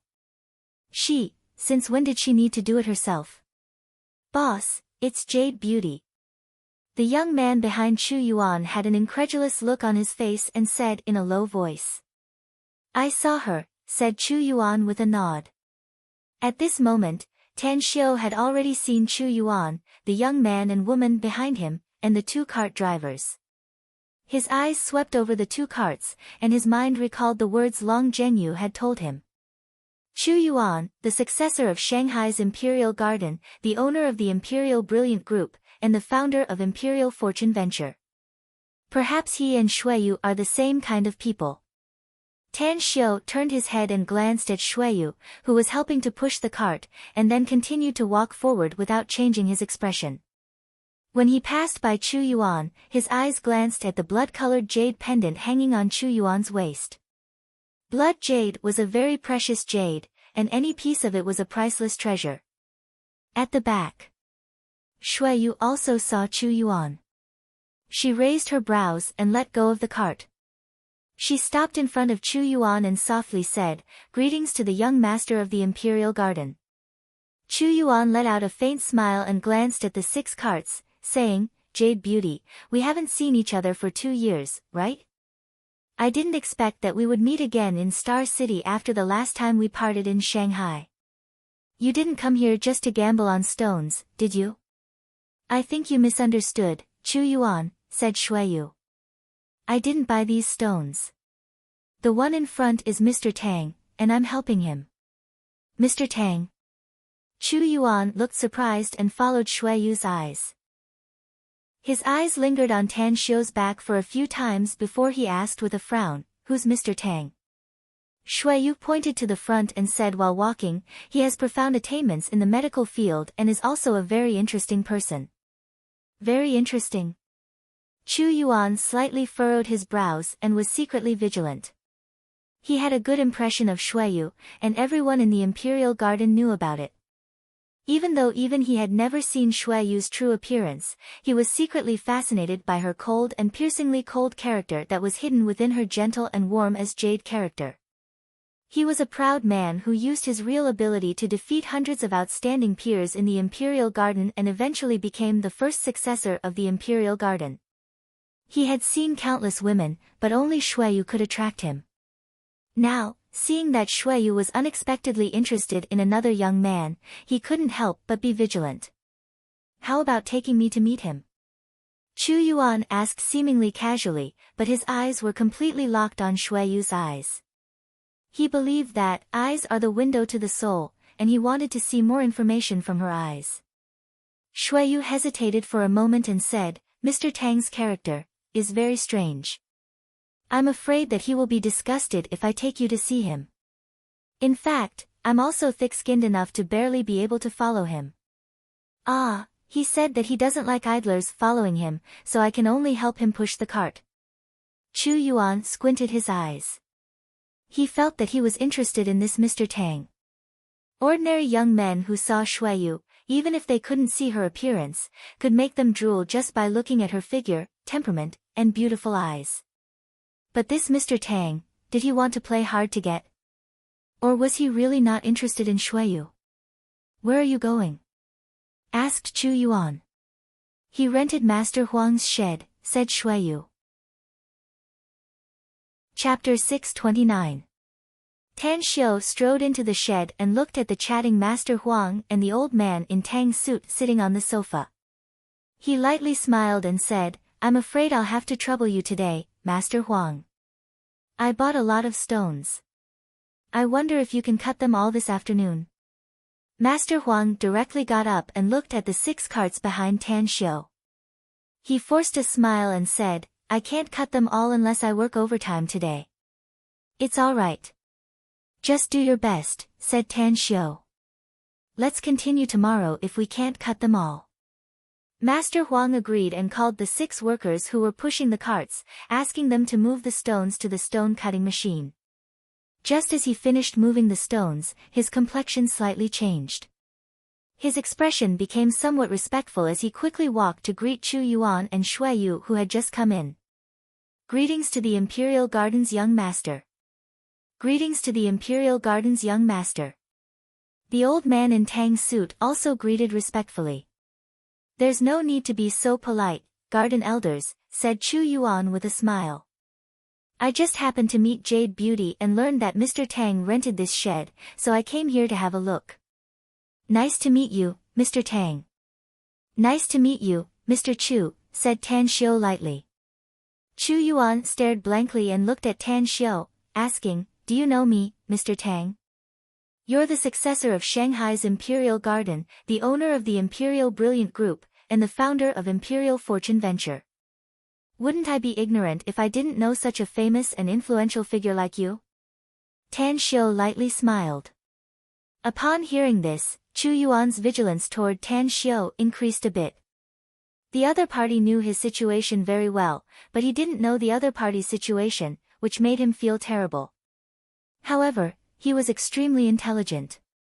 Despite not liking this feeling, he still calmly said, You must be joking, Mr. Tang. May I know what kind of work Mr. Tang is engaged in? I'm just a student, said Tan Xiu. Pointing to the stones unloaded from the cart, Chu Yuan lightly smiled and said, A student who can afford so many stones? I'm afraid such a student is rare, no? Tan Xiu lightly said, Mr. Chu, you don't need to beat around the bush to inquire about my identity. If you really want to know, you can ask me directly. I'm very stupid, and I'm too lazy to use my brain. Chu Yuan raised his brows and said, Since Mr. Tang is a straightforward person, then I'll get straight to the point. I'm very curious about you, so I want to know Mr. Tang's origin. Perhaps we can become very good friends in the future. Tan Xiu said, I don't know if we can become friends, but your arrival has affected my affairs. Just now, the Jade Beauty that you mentioned was helping me push the cart, but because of you, she became lazy. Therefore, with Mr. Chu's wealth and status, you should be able to compensate me, right? What compensation do you want, Mr. Tang? Asked Chu Yuan with a faint smile. Tan Xiu said, I'm easy to get rid of. Chu Yuan pondered for a moment before he turned around and pointed to the 2 carts behind him and said, Since Mr. Tang likes to gamble on stones, how about I compensate you with a stone? Having said that, he didn't wait for Tan Xiu to speak and directly spread out his hands and said, Please. Tan Xiu's compensation was just a joke, but he didn't expect that Chu Yuan would take it seriously. He even found that Chu Yuan didn't seem to be joking at all. His eyes were particularly serious. Mr. Chu is very generous. Then I'll respectfully accept. After saying that, Tan Xiu directly walked to the first cart. As he released his spiritual sense, his fingers constantly stroked the 7 or 8 stones on it. After a while, a strange light appeared in his eyes. He picked up a fist-sized stone and threw it into his pile of stones. Master Huang, I'll have to trouble you, said Tan Xiu. Master Huang quickly glanced at Chu Yuan, nodded and smilingly said, I'll start now. Chu Yuan raised his hand and said, Please wait a moment, Elder Huang. Since fate brought us to meet Mr. Tang here today and we also have common interests, how about we make a bet? What kind of bet? Asked Tan Xiu. You've picked a lot of stones, and I've also picked some, said Chu Yuan smilingly. How about we each take out 3 stones and hand them over to Master Huang to cut? Let's see whose stones have a higher value. How about it? Tan Xiu couldn't help laughing and said, Do you really want to bet? Of course, said Chu Yuan straightforwardly. Besides, I think we should have some stakes for the bet between us. You decide the stakes, said Tan Xiu without hesitation. Chu Yuan glanced at Shui Yu and smilingly said, whoever wins will get the opportunity to invite Jade Beauty to dinner. Jade Beauty, would you do us the honor? Shui Yu's eyes wandered back and forth between the two men. Though she didn't expect that Chu Yuan would propose such a stake, she was still aware of his intention. He just wanted to win the opportunity to have dinner with her, and at the same time, win the confrontation with Tan Xiu. It would be my honor. Though Tan Xiu's EQ was not high, his IQ was extremely high. After he instantly understood Chu Yuan's intention, he nodded and said, I agree. Chu Yuan didn't speak again and turned back to his cart of stones. He ordered the cart driver to unload the stones and repeatedly observed them for 2 minutes before he picked out 3 stones. I'll use these 3. Chu Yuan looked at Tan Xiu and said. I have a lot of stones here, said Tan Xiu with a nod. Master Huang, you can take 3 at will. Master Huang stared blankly while Chu Yuan furrowed his brows. Take 3 at will? What does he mean? Is he looking down on me? Or does he have full confidence in the stones he picked? Chu Yuan immediately nodded when he saw Master Huang's inquiring eyes. Master Huang glanced at the pile of stones and then picked 3 stones with a similar size as the one selected by Chu Yuan. He then looked at Tan Xiu and asked, what do you think of these 3, Divine Dr. Tang? It's good, replied Tan Xiu with an indifferent smile. Chu Yuan's expression suddenly moved and the name, Divine Dr. Tang, echoed in his mind. In a flash, he quickly took out his mobile and read some information from it. After reading it, a cautious look immediately appeared on his face. He even felt a bit regretful because he finally knew Tan Xiu's identity. He was the young divine doctor of Star City Chinese Medical Hospital, the big boss behind the scenes of the magnificent Tang Corporation, and a member of the Tang family in the imperial capital 6 months ago. He was also the most outstanding young talent of the Tang family. He was proficient in music, painting, and was also a peerless genius in the medical field. He was very low-key, yet he unexpectedly rose to fame after many accidents. Tan Xiu didn't know that Chu Yuan had found his information in such a short time. Looking at Master Huang's hesitant expression, Tan Xiu said with a smile, Master Huang, cut Mr. Chu's stone first. Since this bet was proposed by him, I also want to see his vision. Master Huang nodded. His stone-cutting skills were very good. The first stone was quickly cut into a jade material. Moreover, after he wiped it, he took out a thumb-sized jade material. At the same time, he took out more than a dozen fingernail-sized seeds. Not bad. Standing at the side, Tan Xiu nodded and exclaimed in admiration. Shui Yu stood at the side with a calm expression. She knew that Chu Yuan was an expert in jade and stone gambling. When Chu Yuan left the Imperial Garden, he earned his first windfall through stone gambling. Master Huang put away the jade material and continued to cut the second piece. What made people sigh was that although the second piece of stone also contained green, it was just a little bit. Its total value was not as much as the price of the first piece of stone. The third stone. When Master Huang cut the edge of the stone, the green jadeite could be clearly seen. After he cut and wiped it, the fist-sized jadeite was quickly taken out. The total value of this jadeite is at least 50 million yuan. Master Huang was not only good at stone cutting, but he was also proficient in the value of jade and jadeite. After putting it on the tray, he couldn't help but sigh. A smile appeared on Chu Yuan's face after hearing Master Huang's words. He was quite satisfied with the result. Among the 3 stones that he had selected, except for the second one, which was a little unsatisfactory, the other 2 had risen in value. If they were to be sold, the jade and jadeite taken out from the 2 stones would be worth at least 60 to 70 million yuan. Master Huang, it's time to cut Mr. Tang's stone now, right? Master Huang's expression was a bit complicated. He glanced at Tan Xiu and asked, shall I start now, Mr. Tang? Let's begin. Tan Xiu said with a smile. Master Huang nodded and carefully looked at the football-sized stone he picked up and then began to cut it. A few minutes later, nearly half of the stone was cut and a milky white jade material appeared. Mutton fat jade? Master Huang was startled and skillfully wiped and cut it. Finally, he took out 2 pieces of mutton fat jade the size of a fruit core as well as dozens of seeds.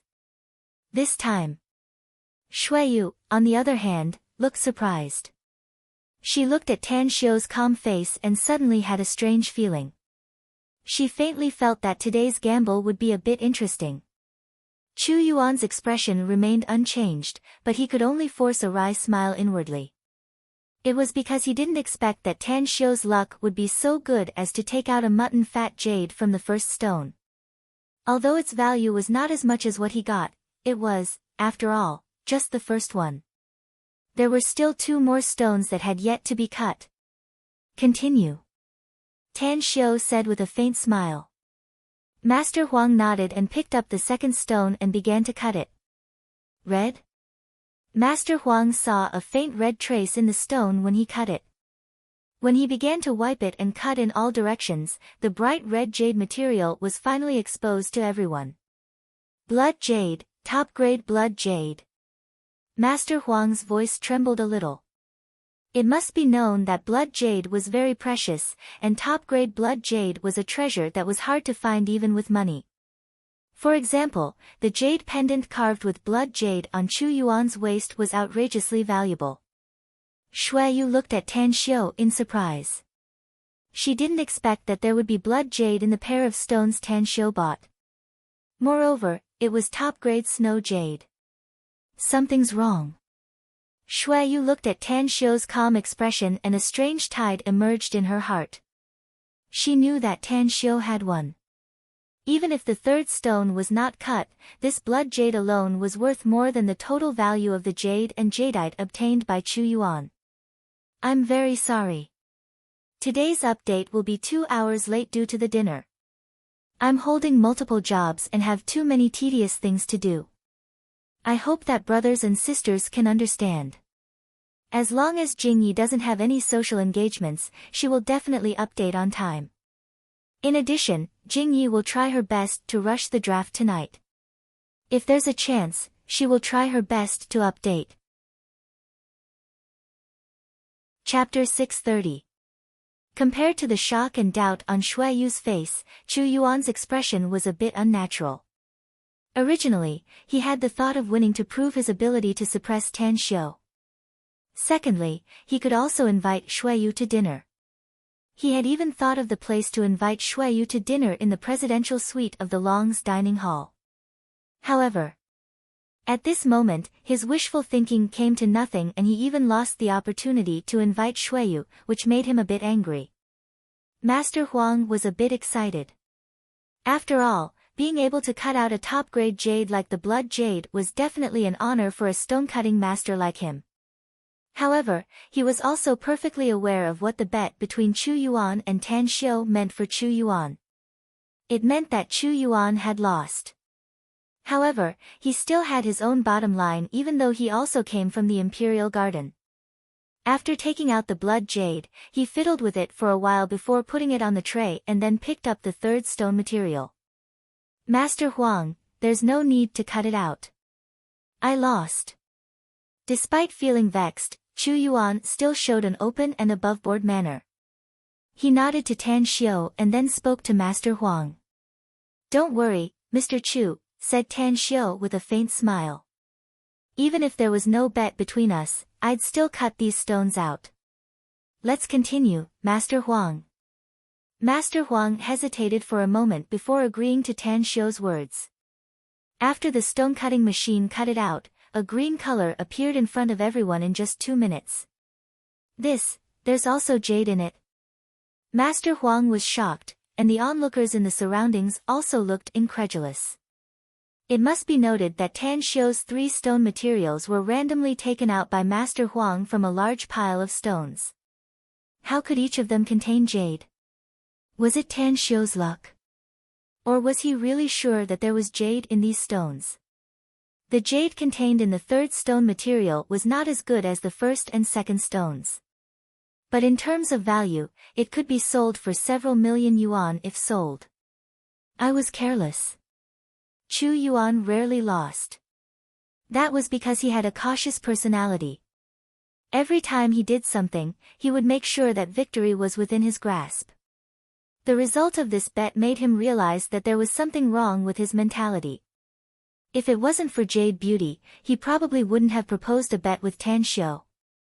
After taking a deep breath, Chu Yuan lightly smiled and said, Mr. Tang is indeed worthy to be the big boss of the magnificent Tang Corporation and the most outstanding disciple of the Tang family in the imperial capital. His attainments in stone gambling had reached the acme of perfection. I, Chu Yuan, wholeheartedly accept my loss. Tan Xiu said in a strange tone, Mr. Chu is very skillful. I didn't expect that you could figure out my identity so clearly in such a short time. Actually, I already knew about Mr. Tang a long time ago, said Chu Yuan with a faint smile. It's just that we just met, so I didn't remember it for a while. It's not that I'm conceited, but there aren't many people in this world who can beat me, but Mr. Tang is qualified. Tan Xiu raised his brows, not willing to say these meaningless words to Chu Yuan anymore. What he needed now was to cut all the stones he had bought. Since the other party already knew his identity, he didn't want to hide it anymore. Since he had already won, he might as well add some more information to let the future successor of the Imperial Garden know that he was not someone to be trifled with. Old Huang, continue cutting the stones. Master Huang looked at Tan Xiu with a strange expression, but he still began to cut the fourth stone with the help of the old man in traditional Chinese attire.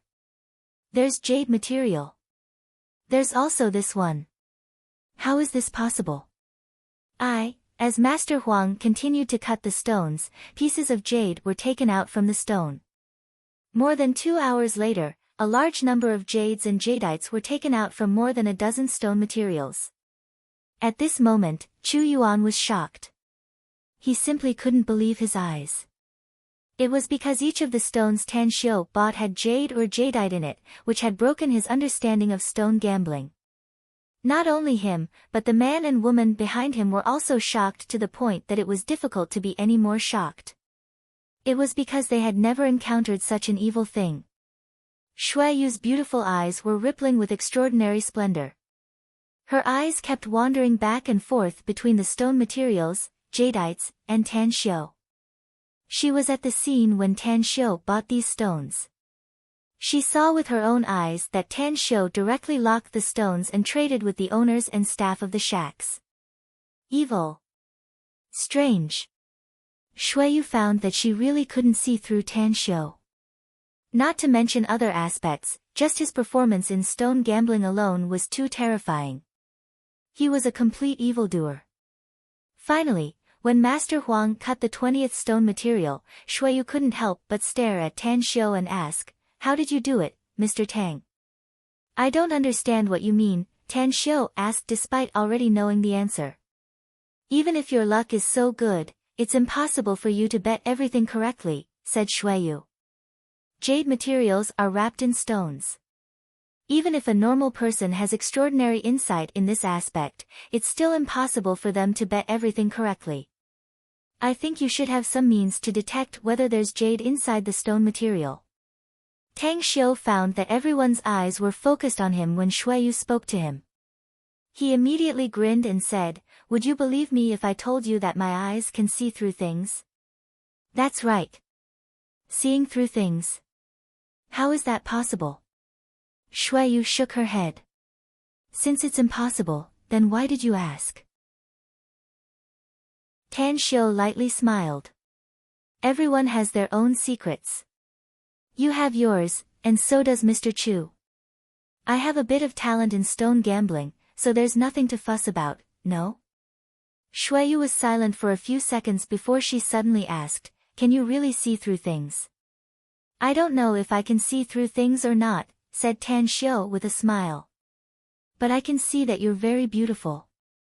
You're definitely a great beauty that's hard to find among thousands of people. Of course, if you can smile more, you'll be even more attractive." What? Shui Yu's delicate body trembled and a shocked expression burst out of her eyes. Tan Xiu's words were like a clap of thunder that directly blasted inside her heart. Aside from her parents, no one else had ever seen her appearance. She had always worn a veil on her face since she could remember. According to the prophecy of her clan, every woman whose appearance was seen by a man would have her heart seen through, and the trajectory of her life would be seen through. Eventually, she would become that man's woman. This deep-rooted concept caused Shui Yu, who came from the mountains of the Miao region, to be shocked and scared by Tan Xiu's words. At this moment, aside from Shui Yu, Chu Yuan, who had a bit of love for her, was also frightened. He was very clear about the ancestral roots of the Snow Jade clan. He had wanted to be the first man to unveil Shui Yu's veil many times in the past, to become the only man for her.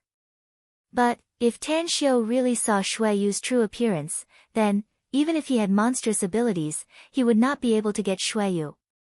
Please don't joke around, Mr. Tang. Chu Yuan's expression turned extremely serious as he spoke word by word with a serious expression. There was even a trace of hostility in his eyes. Tan Xiu stared blankly for a moment. He looked at Shui Yu's aghast expression and then at Chu Yuan's hostile and serious expression. Suddenly, an absurd idea emerged in his mind. He was at a loss whether he had to laugh or cry as he asked, Miss Shui, is there any strange rule in your clan? For example, which man will marry you after seeing your appearance first? Yes. Shui Yu's heart was in a mess and her voice was somewhat trembling. Tan Xiu rolled his eyes and snappily said, what era is this? How can such an unreliable rule still be preserved?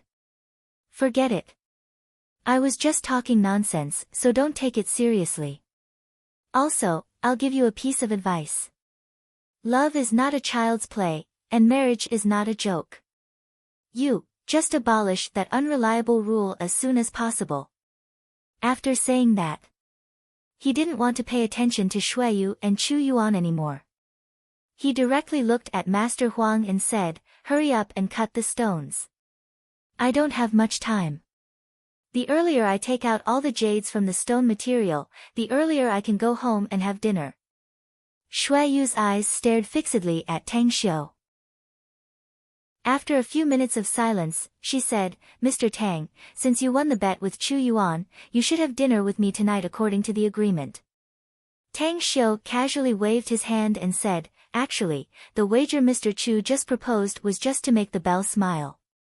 Let's forget about having dinner together. I don't have much time and have to go back to take care of my child at home. Child at home? Shui Yu frowned and asked, is Mr. Tang married and has a child? No. Tan Xiu shook his head. Then what do you mean by having a child at home? Asked Shui Yu again. My disciple is still young, answered Tan Xiu. A struggling look appeared in Shui Yu's eyes. After a long while, she slowly said, I have nothing to do today anyway.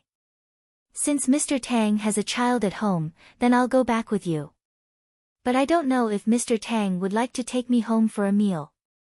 Jade Beauty. Chu Yuan's expression was a bit unsightly as he shouted in a deep voice. Shui Yu turned to look at him and lightly said, Imperial Garden's young mistress, is the bet between you and Mr. Tang really just a joke? This, Chu Yuan had never regretted it so much. He didn't want to break his promise, but he also didn't want the woman he liked to have dinner with another man at home. It's just a meal, boss. The young woman beside him suddenly spoke in a low voice. Chu Yuan's body trembled and cold sweat suddenly appeared on his back. He found that his mood was unexpectedly affected by the love affair between a man and a woman. He even had some evil thoughts about Tan Xiu just now. Mind-cleansing incantation. Chu Yuan recited it inwardly and no longer spoke. He didn't even want to look at Shui Yu and Tan Xiu again. With his status and ability, what he was most afraid of was the love affair between a man and a woman. If he was immersed in the love affair between a man and a woman, the door to his heart that he had opened with great difficulty would be closed. His 20 years of effort would be wasted and he would become an ordinary person again. Today's third update is here. Seeking recommendation votes for support. Chapter 631. Standing at the side, Tan Xiu keenly heard the reminder from Chu Yuan's subordinate. He then looked at Chu Yuan and found that there was a faint energy fluctuation coming from his body. This energy fluctuation was not a fluctuation of spiritual force, nor was there any spiritual qi attached to it. Instead, it was somewhat similar to the heart force cultivated by the Buddhist sect. The extreme celestial sect's people are indeed better than the occult sect's people. Tan Xiu sighed inwardly. He turned around and found that Xueyu was still staring at him without blinking. He suddenly felt a bit of a headache and regretted the words he had unintentionally said just now. He didn't want to provoke a woman, especially a woman with a perfect appearance. In his opinion, the Xueyu clan was a paranoid bunch who silently abided by the rules left by their ancestors. It was simply a joke for the happiness of their descendants. Sorry, it's not convenient. Tan Xiu's mind raced and finally hardened his heart to refuse. Xueyu shot a deep look at Tan Xiu and suddenly said with a smile, since it's not convenient, then forget it. I'll stay in Star City and wait for Mr. Tang to have time to fulfill today's bet. Are you a dog skin plaster? Asked Tan Xiu snappily. I'm not a dog skin plaster, said Xueyu smilingly while shaking her head. As long as Mr. Tang doesn't have dinner with me, I will wait for Mr. Tang. If you don't have dinner with me for a lifetime, I will wait for Mr. Tang for a lifetime. Ugh, the more Tan Xiu listened to Xueyu's words, the more he felt that something was amiss. If someone didn't know the cause and effect of this matter and rashly heard Xueyu's words, wouldn't they misunderstand? After thinking about it, Tan Xiu looked at Chu Yuan, who had his eyes closed and didn't speak, and suddenly asked, Mr. Chu, do you have time tomorrow night? How about I treat you to a drink in the most upscale presidential suite in the Long's dining hall? Chu Yuan opened his eyes again, and his originally chaotic state of mind became calm again. Upon hearing Tan Xiu's words, he seemed to have understood Tan Xiu's thoughts. Suddenly, he felt that he was a bit narrow-minded just now. Tan Xiu's meaning was very obvious. He had no interest in Yumeirun. I have time. Chu Yuan smiled faintly. His superior aura was invisibly curtailed. Tan Xiu nodded and said with a smile, Miss Xue, it's not a problem for us to have dinner together, but we didn't say that we can't invite others to have dinner together, right? I'll be waiting for you in the presidential suite of the Long's dining hall. The afternoon passed by quickly. Master Huang had to expend a great deal of energy to finish cutting dozens of stones and take out the jade and jadeite hidden inside. Under the light, he wiped the beads of sweat hanging on his pale face and looked at Tan Xiu, saying, Mr. Tang, I'm fortunate to have accomplished my mission.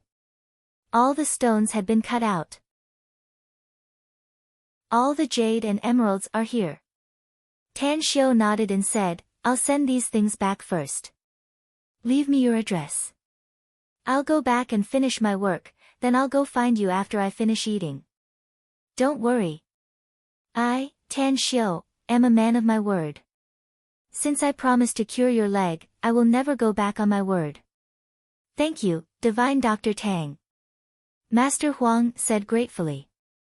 After learning the hotel where Master Huang was staying, Tan Xiu put away all the jade and jadeite he had taken out from the stones.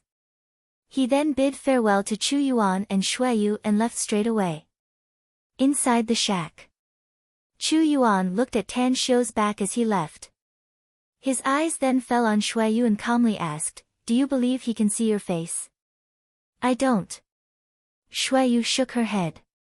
After saying that, she hesitated for a moment before speaking again, but it's better to believe it than not.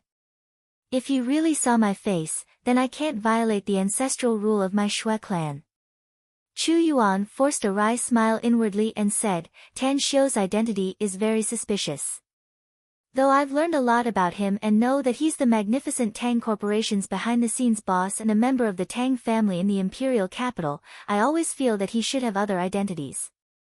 You mean, He's the same as us. Shui Yu hesitated. Chu Yuan nodded and said, otherwise, how do you explain his gains from stone gambling today? Each stone material contains jade or jadeite, and the quality is very good. I've estimated his earnings today. If he were to sell all those jadeites and jadeites, he can get at least billions of wealth. That much? Shui Yu was surprised. Master Huang interjected from the side, he definitely has that much. Just those blood jades alone can fetch a sky-high price if they are sold. I may not have accumulated much wealth, but I won't hesitate to buy them if he's willing to sell them to me for 1 billion. Let alone 1 billion, I'm willing to buy them even if the price increases several times. Chu Yuan sighed. The imperial garden has existed for hundreds of years, and generations of ancestors have been continuously accumulating them, yet the number of blood jades they have finally obtained can be counted on one's fingers. Shui Yu fell into silence. She recalled the moment when she met Tan Xiu. The feeling of having her heart peeped made her secretly feel cold. Do you think he's someone from the occult sect? Asked Master Huang suddenly. Is there anyone from the occult sect surnamed Tang? Chu Yuan asked back. No. Master Huang shook his head. But he entered the occult sect and learned the occult sect's techniques from its elders. He should be considered as a member of the occult sect, right? Chu Yuan slightly turned his head and spoke to the young man next to him, send someone to investigate him. No matter what other identity he has, you must find it out for me. I advise you not to make this decision, Chu Yuan, said Shui Yu all of a sudden. He's very evil. There are very few people in this world who can make me dread them, but he gives me a faint feeling of dread. There's one thing you may not know. He can't see through his numerology and spirit. What did you say? Chu Yuan exclaimed in shock. He knew a bit about Shui Yu's special ability.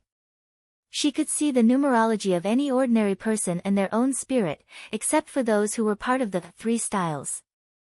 Only those with special abilities could not be seen through by her.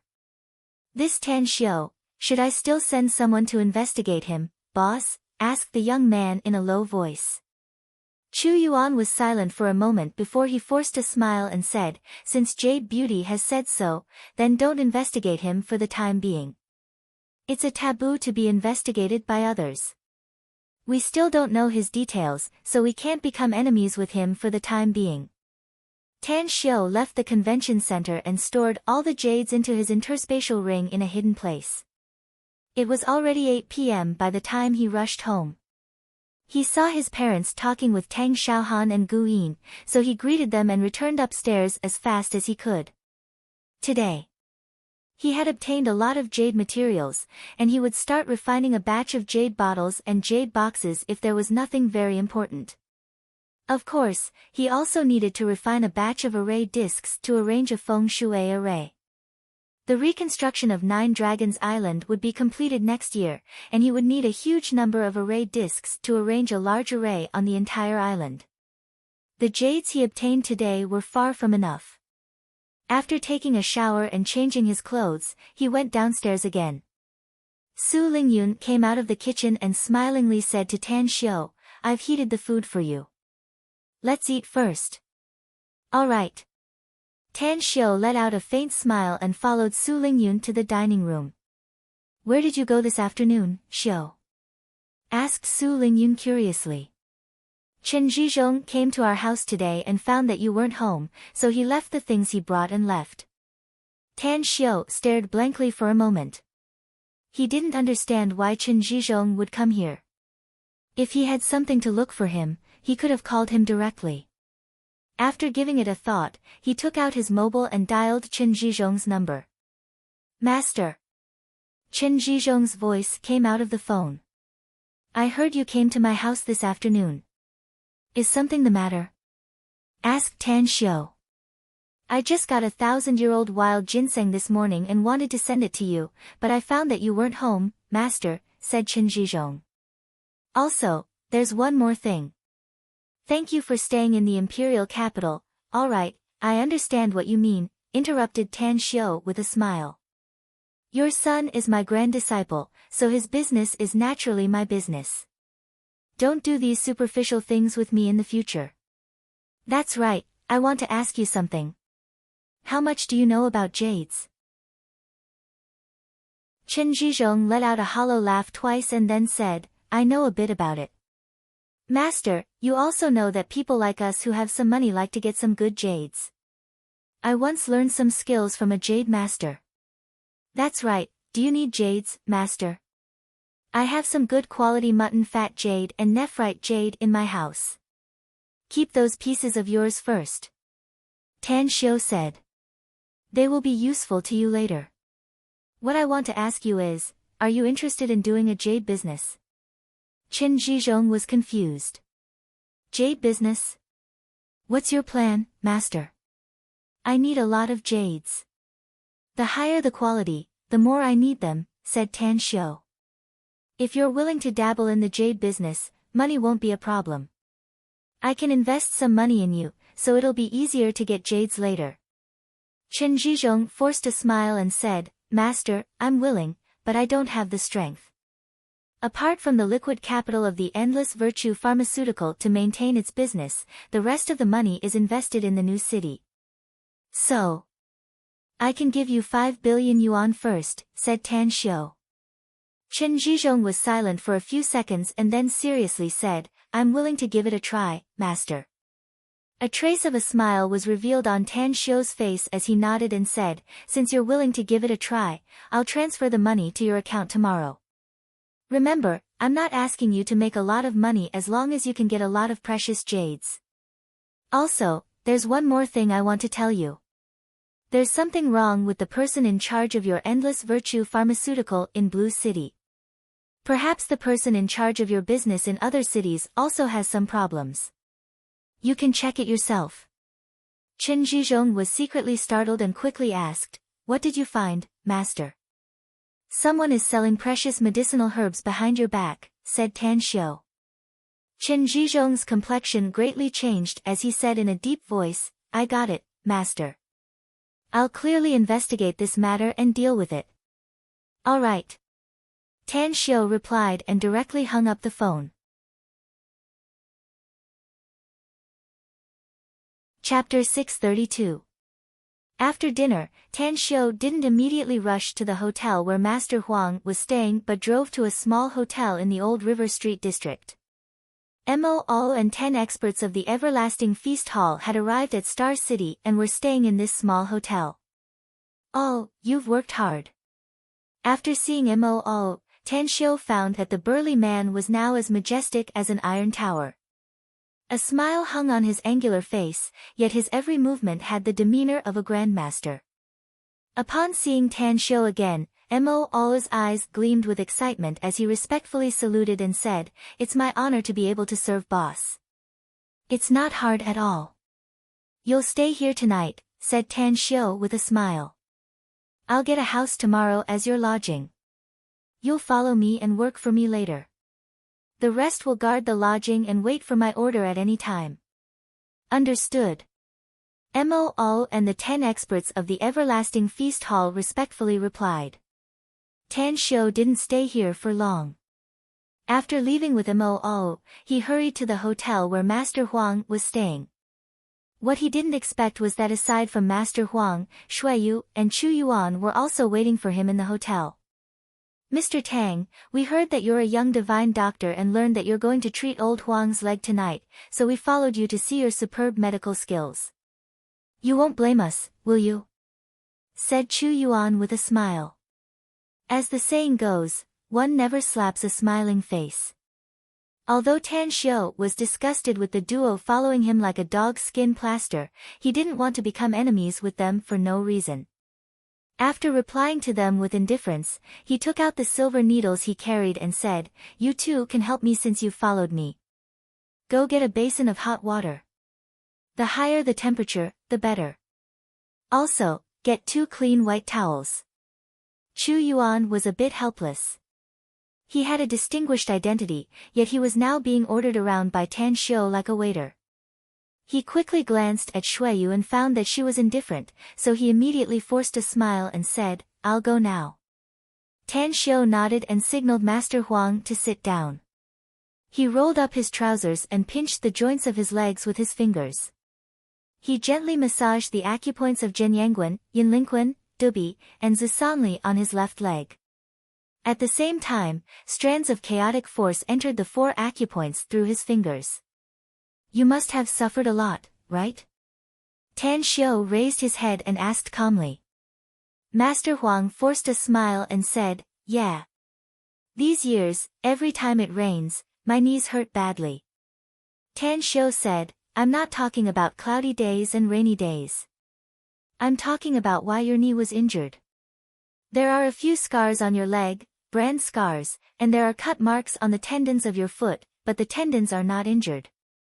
He must have been tortured by someone during interrogation, right?" Master Huang's face froze and he incredulously said, "You can tell that I've been tortured just from the scars on my leg?" "You also have scars on your neck and eyebrows," Tan Xiu said with a light smile. "So I speculated that you should have a lot of scars on your upper body." Master Huang felt relieved after hearing it. He forced a smile and said, "I've indeed been tortured before. That's an old crime. Just a little bit more, and my life would have been in danger. Fortunately, my companion arrived in time, else the tendons of my limbs and hands would have been cut off." Tan Xiu nodded without a word. At the door. Just as Chu Yuan stepped out of the door, his complexion slightly changed. His eyes were locked on Mo Ao, who was standing outside the door, and a chill suddenly ran down his spine. In a flash, he moved a step away and pulled some distance from Mo Ao. The environment he grew up in had given him a strong sense of danger. He could sense a deep threat from Mo Ao, as though a terrifying fierce beast was lurking around him and peeping at him. "Who are you?" Chu Yuan was silent for a few seconds as he vigilantly looked at Mo Ao and asked. "I'm Tan Xiu, my boss," said Mo Ao with a cold and detached face. Chu Yuan slightly furrowed his brows. Although he had faintly guessed it, he was still secretly shocked after hearing Mo Ao's words. He was a martial arts expert, and 8 or 10 ordinary strong guys were not his match. What's more, he also had a special technique. Once he used it, he could easily deal with 3 to 5 martial arts grandmasters. However, he realized that Mo Ao was absolutely not someone those so-called martial arts grandmasters could compare with. If he didn't have a special technique, then it was likely that he had taken a step in martial arts and reached a higher level. "You're really blessed, Tan Xiu," Chu Yuan slowly said and turned to leave quickly. As Chu Yuan fetched some hot water and 2 clean white towels, Tan Xiu stopped the leg massage. He took out the silver needles and pierced them into Master Huang's left leg. Afterward, he took out a surgical knife from his pocket and used the alcohol cotton he brought to disinfect it before directly cutting Master Huang's knee muscles. "Oh. It doesn't hurt." Master Huang was shocked. He didn't expect that Tan Xiu would use a knife. Even if it was a knife, he didn't expect that Tan Xiu would not give him anesthetics. He thought that it would be very painful, but the knife cut the muscle without any pain. Tan Xiu explained, "I'll seal your nerves with the silver needles. You won't feel any pain even if I cut your leg from the knee." Master Huang suddenly understood and looked at Tan Xiu with reverence in his eyes. The cut Tan Xiu used to cut the muscle was not big, but it was very deep. Master Huang could feel that the tip of the knife had pierced the bone. After finishing all this, Tan Xiu took out a small porcelain bottle from his pocket and took out the body-refining liquid from it. He dripped a drop of it and then took out the needle and thread to suture.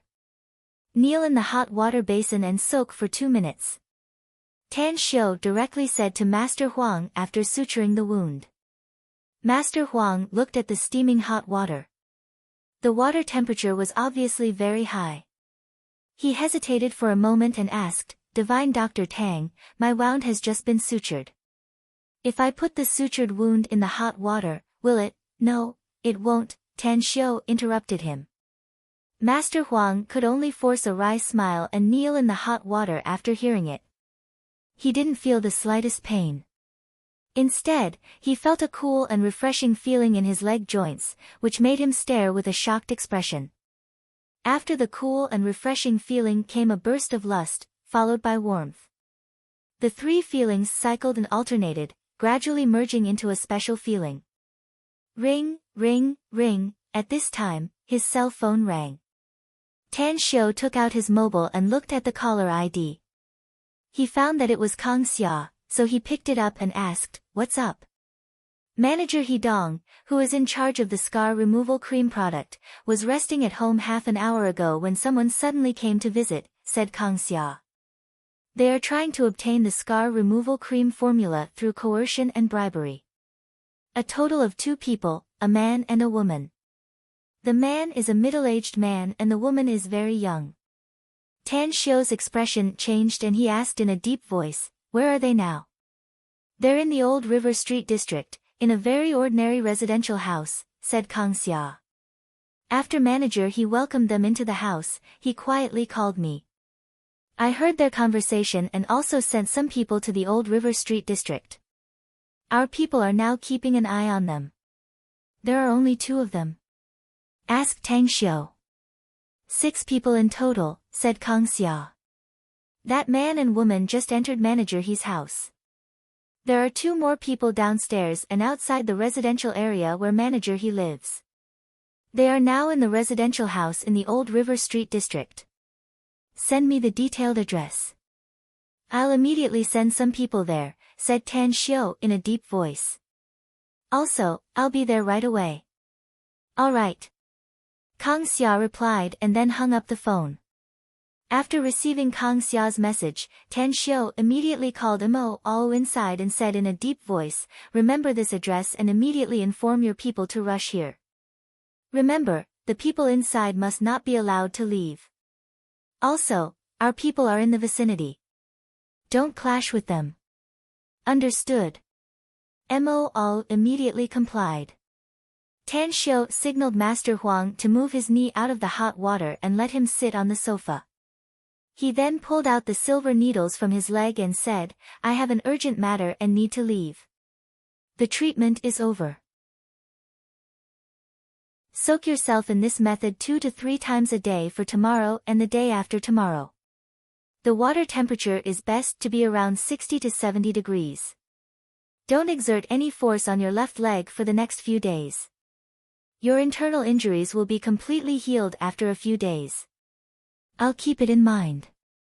Master Huang nodded. Tan Xiu then looked at Chu Yuan and Shui Yu and said, "I won't be accompanying you too. Remember to meet me in the presidential suite of the Long's dining hall tomorrow night. I'll be waiting for you." Having said that, he immediately left with Mo. Inside the room, Chu Yuan raised his hand to touch his chin. His eyes flickered as he slowly said, "Listening to what Tan Xiu just said, there seems to be some action tonight. Moreover, he seems to have a lot of men under him." Shui Yu also thoughtfully said, "Shall we follow and have a look? It's a good show. Maybe we can learn more about Tan Xiu." Chu Yuan shook his head and forced a smile, "Forget it. Though we both have some ability, it's hard to guarantee that we won't be discovered by Tan Xiu's men. That guy gives me a feeling like there's a wild beast around me. It's very oppressive." Shui Yu nodded silently. As a matter of fact, she also had the same feeling since Mo entered the room. She even secretly observed and found that Mo's numerology was very peculiar and difficult to deduce. She could speculate about Mo's numerology for the next 6 months and found that Mo would definitely have a good fortune. However, she couldn't see Mo's spirit. She couldn't see it, but she could feel it. It was very strong. Chu Yuan walked to the window and stood quietly for a few minutes. He watched as Tan Xiu and Mo hurriedly boarded a car outside and left at a very fast speed. Suddenly, he turned around and said with a smile, "I'm really interested in Tan Xiu now. I don't think I'll be lonely in the future. He's very mysterious, and I'm also very interested in him," said Shuiyu. The smile on Chu Yuan's face instantly froze upon hearing it. When a woman was interested in a man, the final result would be.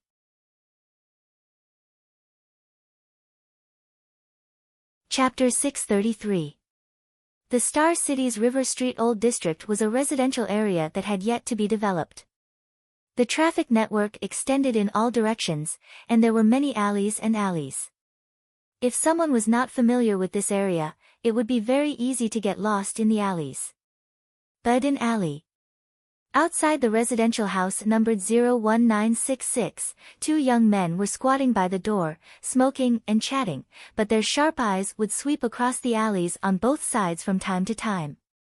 Under the dim street light, if anyone passed by, they would be scrutinized seriously.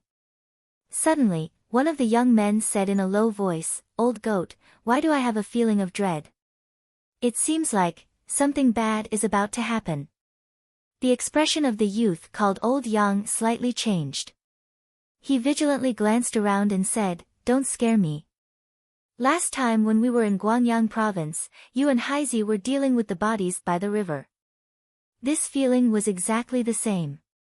When the police finally arrived, you jumped into the river and ran away, but Haizi was shot dead on the spot. We've all said that you have an amazing sixth sense." Blackie smiled bitterly. "I really didn't scare you. This feeling is similar to that time in Guangyang province." Old Yang frowned and pondered for a while before throwing the cigarette butt at his feet and saying, "You keep watch here. I'll go inside and tell Brother Cheng. If he believes us, we'll immediately withdraw." N. Blackie nodded silently. Inside a 6-story residential building 2 kilometers away, Kang Xia was observing the residential house number 01966 with a pair of binoculars. 2 bodyguards stood beside her, and one of them was also holding a pair of binoculars. She said, "Chief Kang, according to my observation, there should be 8 people inside. Other than the 6 people who went to Mr. He's place, there are still 2 people left here." Kang Xia put down the binoculars, looked at the time and said, "How long will it take for boss to arrive?" The bodyguard said, "The boss has just arrived. He's only a kilometer away from the target's courtyard. Also, boss should have transferred a group of people from the Everlasting Feast Hall's HQ in Jingmen Island. I found 6 of our own people near the courtyard." Kang Xia's eyes lit up and immediately said, "Let's go there immediately." The bodyguard holding the binoculars forced a smile and said, "Chief Kang, I'm afraid I miscalculated. Boss and the others have arrived. Look." Kang Xia hurriedly lifted the binoculars and saw that more than a dozen figures had appeared around the courtyard. Some of them were experts from the Everlasting Feast Hall who stayed in Star City, while she didn't know the other 8. However, these people were agile and nimble. They easily climbed up the roof from the left, right, and even the back. "It's time." Seeing this scene, Tang Xia's heart was as clear as snow. Her guess was right. When Tan Xiu arrived at the alley of the courtyard, he had already issued an arrest order. As for Haizi, who was squatting at the door and smoking, even though he was on guard against the 2 middle-aged men, when the 2 middle-aged men approached him and suddenly attacked him, he didn't even have the time to pull out his pistol from his waist. The sharp dagger was already pressed against his neck. Bang! The courtyard door was kicked open. When Tan Xiu arrived, he merely glanced coldly at Blackie before walking straight into the courtyard. The 2 men in the courtyard had already been captured by the 4 experts. Their mouths were covered, and sharp knives were placed on their throats. In the house. Listening to Old Yang's report, Chen Cheng knitted his brows and silently pondered about the issue of staying or leaving. Suddenly, he heard the sound of the courtyard door and immediately pulled out his pistol from his waist. He dashed to the window and vigilantly looked outside. Something happened. Chen Cheng's complexion instantly turned extremely unsightly after seeing the scene outside. He didn't expect that they would be discovered even though they were extremely careful to hide their whereabouts. Judging from the situation outside, it was likely that the other party had already made all the arrangements. "Get ready to fight." We must rush out even if we have to risk our lives. Chen Cheng looked at the other 4 people in the room and spoke with a grim expression. The only woman was smoking a cigarette while fiddling with the ring on the ring finger of her left hand with her right hand. Her eyes were cold and she released a fierce aura. She had committed murder countless times. Even though she wasn't an assassin, she thought that she was more powerful than many of them. The other party may be from the Magnificent Tang Corporation. I don't know about the security force of the Magnificent Tang Corp, but I believe they won't send too many people. Otherwise, it will cause a big sensation. So, we must defend first. Kill as many of them as possible, and then we'll find a chance to escape, said the woman with a calm expression. Chen Cheng frowned and looked at her. Then, he nodded silently and said, "We have guns in our hands. Even if they surround us, the probability of them having guns is not big. So don't be afraid. Just wait for my order and shoot." Old Yang also pulled out his pistol. Nearly all of them were equipped with guns this time. As he approached the door, he gently pushed it open and aimed the black muzzle outside. "Old Yang, shoot the guy holding Hei Zi with a dagger. Your marksmanship is one of the best among us here, so be sure to shoot him dead," ordered Chen Cheng. "No problem."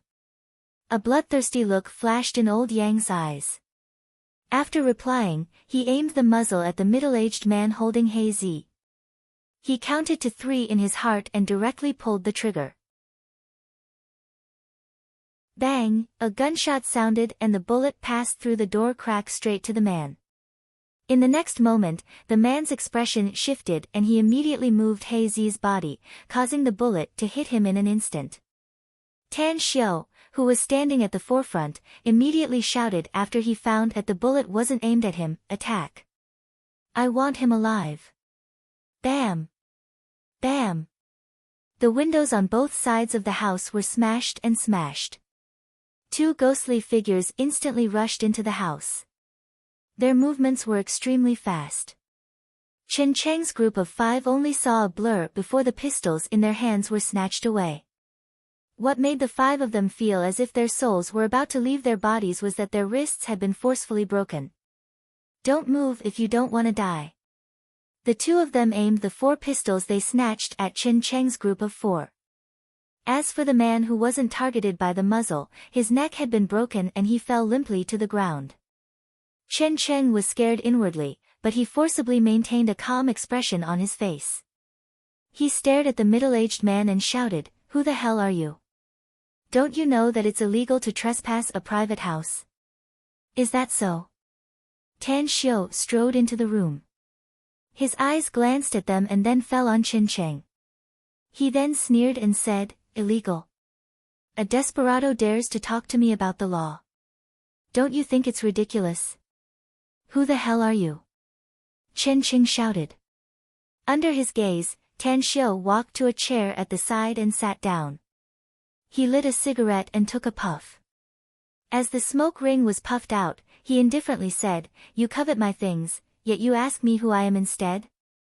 I wonder if you're too forgetful. Or are you just an idiot?" Chen Cheng's complexion drastically changed all of a sudden. His breathing became rapid at this moment. He stared at Tan Xiao and incredulously said, "You're Tan Xiao? The Magnificent Tang Corporation's big boss? It seems that you've investigated me in detail." Tan Xiao sneered. "That's right. I'm Tan Xiao, the Magnificent Tang Corporation's big boss, a real tycoon." Chen Cheng's face was ashen. Since Tan Xiao had come here, his intention to take the opportunity to escape had been dealt a severe blow. He was a smart man who had experienced great storms and waves. Naturally, he knew very well that he and the others were going to die here today. Winner takes all. Since we've fallen into your hands, it's up to you if you want to kill us. Chen Cheng took a deep breath. He raised his hand to touch his forehead and quickly winked at the woman. The woman understood tacitly and instantly dashed toward Tan Xiao. Mo, who was behind Tan Xiao, flashed in front of Tan Xiao and fiercely kicked the woman's abdomen. Moreover, After kicking the woman until she vomited blood and was sent flying, he dashed in front of Qin Cheng and violently punched Qin Cheng until he was unconscious. "Tie them all up," Tan Xiu coldly ordered. 10 minutes later, when he hurriedly arrived with 2 bodyguards, a total of 7 living enemies were all tied up. "Well done, boss." Kang Xia was very satisfied with the result. Even though she was very clear about Tan Xiu's strength, she was still afraid that Tan Xiu would be injured. At this moment, seeing that Tan Xiu was safe and sound, she immediately felt relieved and praised him. Tan Xiu let out a faint smile and said, "If my guess is correct, apart from this man and woman who went to look for Manager He, the rest are probably just small fries. Kang Xia, you go outside and wait. I need to torture them and get the answers I want to know." Kang Xia hesitated for a moment before she nodded and left. As the door was closed, Tan Xiu asked Mo to wake Qin Cheng and lightly said, "Since you've inquired about my identity, I believe you should know that I'm the young divine doctor of Star City Chinese Medical Hospital. I'm a divine doctor who can pull people back from the bridge of helplessness. Therefore, I'm going to torture you. You should know the torture of 1,000 cuts. I can guarantee that I can cut you 1,000 times and make you live for 2 days. Even if you want to commit suicide, I'm afraid you won't be able to do it." Chen Qing sneered, "Since I dared to come to Star City, I actually have the determination to die. I'm not afraid of torture. Bring it on if you have the ability. I'm not a hero if I even frown." Tan Xiu sneered, "Then I'll let you taste the feeling of separating tendons and dislocating bones first, and then I'll let you taste the feeling of living a life worse than death." After saying that, his hands constantly slapped Qin Cheng's body and he controlled his strength very well. After just 10 seconds, he retreated a few steps and sat back on the chair. On the other side, the woman was also woken up. "Arg!" A heart-wrenching scream came out of Qin Cheng's mouth. The pain of separating tendons and dislocating bones was the most painful feeling he had ever suffered in his life. Tan Xiu looked at the woman with a sneer and lightly said, "It seems that my separating tendons and dislocating bones has a good effect. If you want to try it, I can immediately use it on you."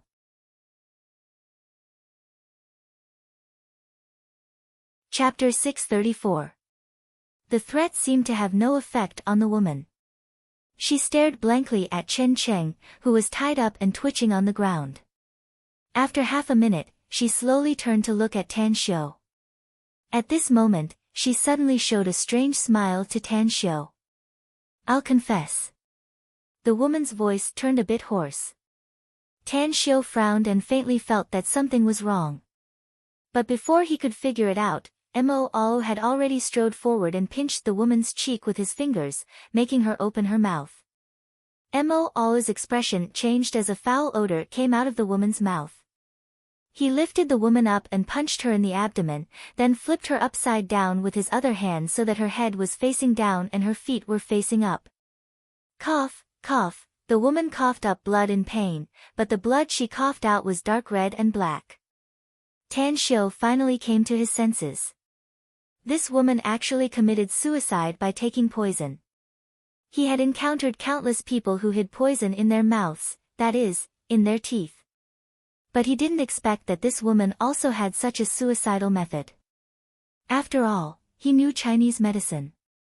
After quickly checking the woman's physical condition, he helplessly found that the poison she took was too strong. Moreover, it had been a long time since the beginning, so the poison had already eroded her internal organs. Unless he could get an antidote elixir, it would be too difficult to save her. Puff, the dagger swept across the woman's neck. Tan Xiu prevented her from suffering the pain of the poison and directly gave her a quick death, which could also be considered as giving her a quick release. "Wake up another one." Tan Xiu glanced at Qin Cheng, who was convulsing and bleeding from his 7 orifices. He returned to the chair and said slowly, "I'll talk." Qin Cheng finally compromised amidst the heart-wrenching roar.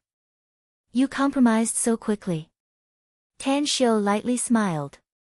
"I still have a lot more ruthless means that I haven't used yet." Why don't you hold on for a few more hours? Don't worry, I can definitely make you suffer double the pain on the premise that you don't die. I'll talk. Chen Cheng endured the pain and his fear had reached the limit. He had seen many methods of torture, and at the same time, he was also proficient in all kinds of torture tools, because he had tortured many people to extort confessions from them. But he had never thought that there was a torture method called breaking tendons and dislocating bones. He had never thought that the pain it brought would reach such a terrifying degree. Tang Xiu nodded in response. As Mo dragged Chen Cheng in front of him, he relieved the pain of having his tendons and bones dislocated. Then, he watched Chen Cheng lying on the ground like a dead dog, panting heavily. He sneered and said, "Tell me everything you know, else you'll suffer a fate worse than death for a long time. I'll also use everything I have to find that Qian fella and dig out the information about your family. I don't believe in the idiotic saying that every debt has a debtor. If you make me unhappy, I will make your family suffer a fate worse than death." Threats. A blatant threat. After listening to Tan Xiu's words, Chen Cheng's heart felt like it had fallen into an ice cave. He found that the Tan Xiu before him was simply not a human, but a complete devil. 2 minutes later, his condition stabilized a lot. He looked up at Tan Xiu with difficulty and asked, "What do you want to know?" Tell me everything you know." Tan Xiu snorted coldly. "You should understand what I mean." Chen Cheng bitterly said, "The one who wants to get the technology of the magnificent Tang Corporation's products is Qian Xingwang. He's my boss. If my guess is correct, you should have his specific information. Our plan is very simple. The director of the God's Brewery doesn't want to sell the God's Nectar's formula to us, so we'll get rid of him and bribe another deputy director to replace him. Also, we'll deal with the person in charge of the brewery first. The purpose is to create a diversion to get the technology of the other products of the magnificent Tang Corporation." A cold light flashed in Tan Xiu's eyes as he listened to Chen Cheng's plan. Then, he asked, "Where's Chen Xingwang now?" "He's in Blue City, in the famous garden," answered Chen Cheng. Tan Xiu turned to look at Mo and said in a deep voice, "You'll lead the team to capture Chen Xingwang. Remember, I want him alive. Don't waste your time." Chen Cheng shook his head. "Chen Xingwang will keep talking to us every 6 hours. He'll immediately move if there's a problem with our safety here. There's still an hour and a half before our next call. Aren't you still alive?" Tan Xiu sneered. "I'm alive, but Chen Xingwang doesn't trust me 100%. The one he trusts the most is this woman," said Chen Cheng bitterly. "But now that she's dead, Chen Xingwang will sense it when we talk." An hour and a half. Tan Xiu's expression slightly changed. He shot a deep look at Chen Cheng and immediately asked, if you receive Chen Xingwang's call, can you help delay for an hour?" Chen Cheng stared blankly and frowned. "An hour will be difficult since Chen Xingwang is a very suspicious man. But it won't be a problem if it's about half an hour." "No problem. Half an hour it is, then," replied Tan Xiu without hesitation. After saying that, he then dialed his aunt, Tang Min's number and asked, "Auntie, there should be military helicopters in the garrison base in Star City, right?" "Yes, but only a few." Tang Min pondered for a moment before replying. "Do you have the authority to mobilize a military helicopter?" asked Tan Xiu. "I need to send some people from Star City to Blue City immediately. Time is very tight. I only have 2 hours. Tang Min took a deep breath and said, "I can't do it with my authority since I'm not in charge of this area. But your third grandpa can do it. I'll contact him immediately." "All right," replied Tan Xiu. 2 minutes later, Tan Xiu's mobile phone rang and Tang Guixing's voice came from the phone. "Xiu, little Min has told me about your situation on the phone. You can send some people to the garrison base in Star City now. I'll immediately arrange things there. The military helicopter can take off at any time." Alright, I'll have to trouble third grandpa. Tan Xiu replied. After hanging up the phone again, he looked at Mo and said in a deep voice, immediately take some people to the garrison base in Star City. There will be a military helicopter waiting there. Remember, you must arrive at the destination within 2 hours and capture that Qian fella. Understood. Mo respectfully replied and immediately called several experts of the Everlasting Feast Hall to leave. At this moment, Chen Cheng had already sat up. He could clearly hear the content of Tan Xiu's phone call and Tan Xiu's words to Mo. The content of the call caused a storm to rise inside his heart. Never in his wildest dreams did he expect that Tan Xiu could mobilize the military helicopter of the garrison base in Star City with just a phone call. An hour later, Tan Xiu and Kang Xia appeared in the Long's dining hall. Aside from the 6 experts of the Everlasting Feast Hall, the magnificent Tang Corporation's security guards directly left. Among those who followed Chen Cheng, only Chen Cheng himself survived. The rest were all killed and their corpses were destroyed without any trace. Inside a business suite in the Long's dining hall, Tan Xiu stood quietly by the window with his hands behind his back. He watched the bustling city outside, yet he didn't have the slightest mood to appreciate it. That Qian fella was like a fierce beast hiding in the dark. He wasn't afraid of him, but he was worried that the magnificent Tang Corporation's product information would be stolen. Therefore, he needed to get rid of this hidden danger as soon as possible. Don't worry. We'll definitely get rid of him. Kang Xia had never thought of killing people before, let alone breaking the law.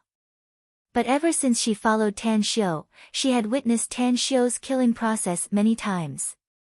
She had even participated in many of them. She had already become numb to killing people, even though those people were not killed by her own hands. Tan Xiu nodded without a word. He suddenly recalled something and said, if we can deal with that Qian fella today, I plan to take you and Andy to my hometown. What are you going to do there? Kang Xia was confused. I found an earth vein spirit spring in the stone forest behind my hometown, said Tan Xiu. If you cultivate in the spirit spring, your cultivation will advance by leaps and bounds. At the very least, you'll be promoted by 1 or 2 levels. Nowadays, the enemy is hiding in the dark and eyeing us covetously. You and Andy are my people, so I must ensure your safety. Bodyguards are only external protection. If you can have more powerful strength, then I can truly feel relieved. Kang Xia felt warm inside. She gently pulled Tan Xiu's arm and said, I understand. Going to your hometown. Should I prepare some gifts? Isn't Grandma still in her hometown? No need to prepare gifts. Tan Xiu shook his head and smilingly said, I still have something important to do in Star City, so I'm not going back to the Su family village. I'll take you directly to the mountain forest to cultivate after we go back. I'll take you back directly after the cultivation is over. How long do you need to cultivate? Kang Xia asked. I need to arrange the company's affairs in advance. 4 days. Tan Xiu pondered for a moment and said. Blue City, the garden of a famous residence. Chen Xingwang hung up the phone with vigilance in his eyes. Ever since he sent Chen Cheng and the others out, it was the first time that the woman he trusted the most didn't answer his call. Chen Cheng said that she was taking a bath, which made him a bit bewildered. It was because she knew the time of the call. Taking a bath at this time was not her style. Did something go wrong? Chen Xingwang pondered for a moment and suddenly made a decision. He turned to look at the 2 men behind him and said in a deep voice, let's leave this place. You find a way to go next door and take control of the residence there. Yes. The 2 middle-aged men replied and immediately left. A few minutes later, one of them came back and reported, Boss, we've taken control of the family of 3. All right. Chen Xingwang replied and immediately left the room. When he came to the next house, he saw that the family of 3 had been knocked out and tied up. Then, he said, inform our men to pay close attention to the movements in the vicinity of this residential building. If any strangers approach, report to me immediately.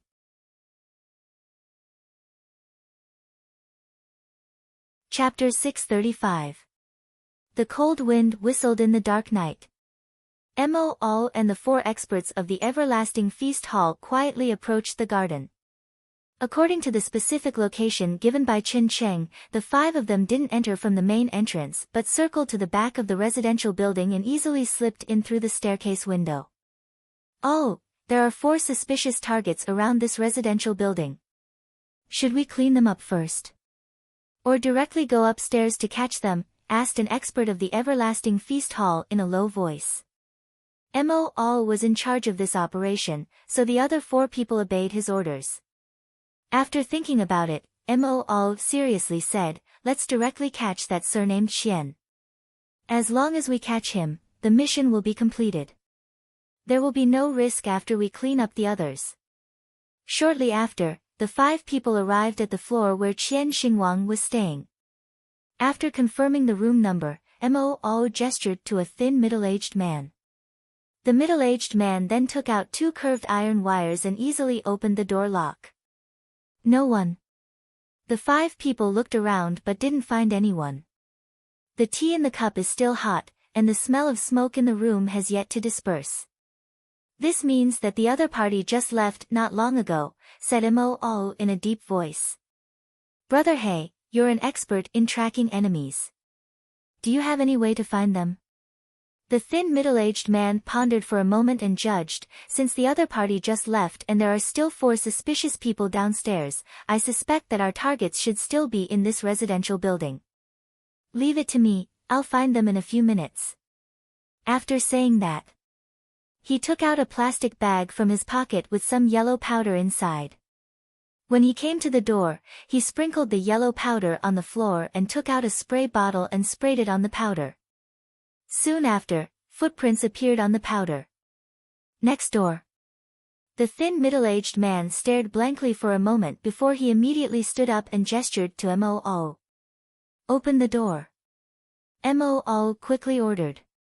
When the thin middle-aged man quickly opened the door lock with 2 curved iron wires, Mo instantly pushed the door open and his figure dashed into the room lightning fast. Who is it? Qin Xingwang, who had always been on guard, quickly opened the door lock. The speed of Mo's group of 5 was also too fast. It was so fast that he couldn't even pull out his pistol before a sharp dagger was already on his neck. Bang bang, the other 2 people in the room were directly knocked down and restrained. Mo pinched Qin Xingwang's neck and sneered, "What's your name? Who are you people?" Qin Xingwang didn't answer but asked instead. "You don't need to care about who we are," sneered Mo. "Just tell me your name, otherwise I don't mind letting you bleed." "My surname is Qin." Qin Xingwang's heart felt like it had fallen into an ice cave. His face was ashen as he spoke. He had already figured out that he had been betrayed by Qin Cheng. That phone call from before was completely a lie. The woman he trusted the most must have been killed by the enemy, and Qin Cheng was helping the enemy to stall for time. His goal was to wait for the enemy to arrive and then capture him. Mo raised his eyebrows. After knocking Qin Xingwang out with a punch, he rummaged through his wallet and found Qin Xingwang's ID to prove that he was Qin Xingwang. Then, he called Tan Xiu. Star City, Long's dining hall. A satisfied smile appeared on Tan Xiu's handsome face after he received Mo's call. He had finally caught Qin Xingwang after racking his brains.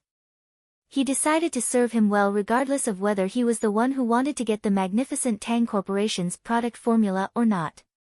He would make him regret the idea of stealing the company's product information. "You've caught him." Kang Xia's eyes immediately lit up when she saw Tan Xiu's expression. Tan Xiu nodded with a smile and said, "Yeah, we've caught him. Mo will bring him back soon." Kang Xia, call manager He Dong, who's in charge of the scar removal cream product. He has the biggest credit this time. Kang Xia nodded with a smile. At this moment, He Chao was anxiously waiting for the news at home. As the manager in charge of the scar removal cream product in the magnificent Tang Corporation, he had a lot of power and could be regarded as a real high-level executive of the company. He Chao believed that he was very lucky to be able to work in the magnificent Tang Corporation. Whether it was the salary or the future development trend, he was very satisfied. He had even judged that as long as he stayed loyal and devoted in the magnificent Tang Corporation, his achievements in the future would definitely make countless people envious. Loyalty. This was He Chao's attitude toward the magnificent Tang Corporation's big boss.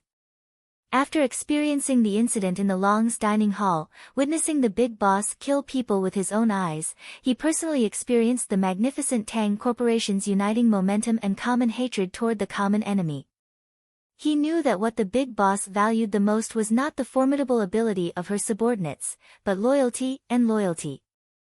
Ring, ring, ring, his mobile phone rang and he immediately pressed the answer button, respectfully saying, "Chief Kong. Boss wants to see you. Come to the Long's dining hall immediately," said Kang Xia. After hanging up the phone, He Chao rushed to the Long's dining hall at the fastest speed with a restless heart. He didn't know what the outcome would be, but he was sure that he had chosen to be loyal to the magnificent Tang Corporation and his boss, Tan Xiu. Therefore, the boss wouldn't make things difficult for him. Half an hour later, he saw the Long's dining hall. Under Kang Xia's lead, he came to the business suite where Tan Xiu was staying. He looked at Tan Xiu's back, who was standing by the window, and cautiously called out, "Boss, are you looking for me?" Tan Xiu turned around and looked at He Chao with a serious expression. At the moment when He Chao was a bit restless, the serious expression on Tan Xiu's face turned into a bright smile as he politely greeted, "Manager He, sorry to disturb your rest by making you rush here in the middle of the night. Come on, have a seat. Kang Xia, go make a pot of good tea." "All right." Kang Xia faintly smiled and turned away. He Chao was overwhelmed by the change in Tan Xiu's attitude. He didn't expect that the big boss would invite him to sit down, nor did he expect that the big boss would ask Chief Kong to personally make tea. After taking a seat, with a satisfied expression, Tan Xiu said, "Manager He, to be honest, you're the hero of our magnificent Tang Corporation. I can see your loyalty from you. It's because of your report that we've caught a group of enemies who are plotting against the magnificent Tang Corporation. As the magnificent Tang Corporation's boss, I must sincerely thank you." "Thank you, Manager He." He Chao was happy inwardly, yet he wore a panicked expression on his face and said, "Boss, you're too polite. I'm a member of our magnificent Tang Corporation, so this is what I should do. I'm really satisfied that Manager He can use our as a form of address." Tan Xiu said with satisfaction. "I've told Kang Xia to increase your annual salary by 50%. Additionally, you'll be rewarded with a house of about 150 square meters after the new city of Star City is established." He Chao's pupils shrunk and disbelief filled his eyes. His annual salary had already exceeded 1 million yuan, and a 50% increase was a huge sum. What shocked him even more was that he knew the construction of the new city. After the construction was completed, the housing price would definitely be so high that it would make one's heart tremble. A house of 150 square meters would cost at least 2 to 3 million yuan, right? This reward, a warm feeling suddenly welled up inside He Chao's heart. He shot a deep look at Tan Xiu and solemnly said, "Boss, the magnificent Tang Corporation will be my route from now on. As long as the magnificent Tang Corporation doesn't abandon me, I'm willing to dedicate my life to the company." Tan Xiu clapped and said, "I've been waiting for you to say that, Manager He. I'm sure you've already seen the future development of our magnificent Tang Corporation. Our company is bound to be bigger in the future, and will be managing more and more industrial projects. I'm looking forward to the day when you'll still be the founding member of the magnificent Tang Corporation. I'm also looking forward to the day when you can become the general manager of a subsidiary of the magnificent Tang Corporation, or the general manager of several subsidiaries." He Chao couldn't sit still. He was deeply aware of the meaning of Tan Xiu's words. As long as he was loyal to the magnificent Tang Corporation in the future, as long as he had the ability, he could grasp more power and get better treatment in the future. The big boss was giving him a promise. Thank you, boss. He Chao got up and bowed to Tan Xiu with a serious expression. At 3 a.m. Mo On's group of 5 escorted Qian Xingwang's group of 7 back to Star City. When Tan Xiu saw Qian Xingwang, the latter was still unconscious. Wake him up. Tan Xiu glanced at Kang Xia, who had fallen asleep on the sofa. He directly picked her up and walked to the next room. After such a long time of tossing and turning, it was not easy for Kang Xia to follow him. When he returned to the living room, he looked at Qian Xingwang, who had been woken up, and lightly said, "Nice to meet you."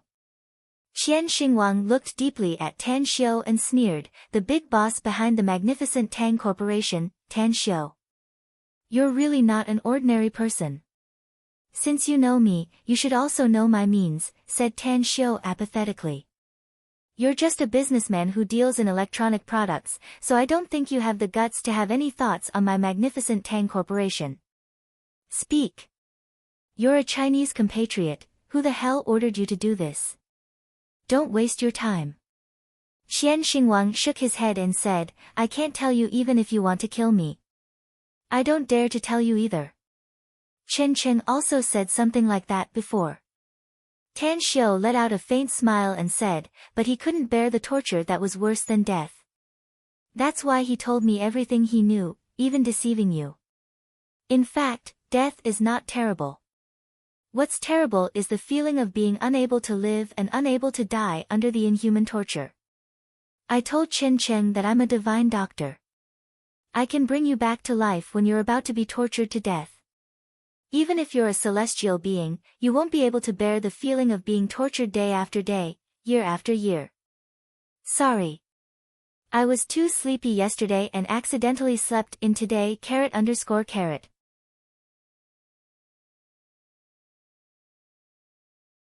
Chapter 636. There was no absolute thing in the world. Qian Xingwang's awe-inspiring righteousness was destroyed in just half a minute. His persistence was even shorter than Qin Cheng's. The content of his confession was more detailed than Qin Cheng's, and he even mentioned the names of his 8 generations of ancestors.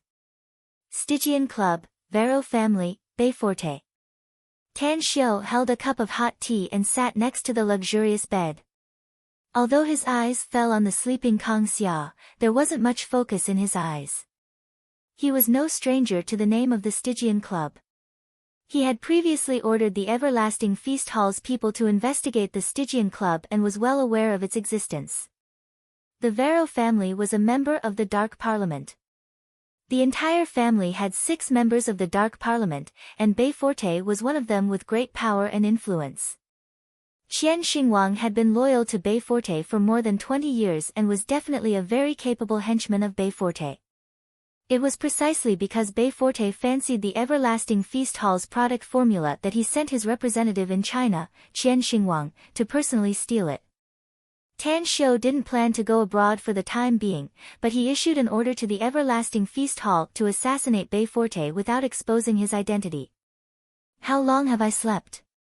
Kang Xia woke up from her sleep and found Tan Xiu sitting on the bedside in a daze. She then asked with a bright smile. Tan Xiu came back to his senses and looked at the time. He then smilingly said, "It's 12 noon now.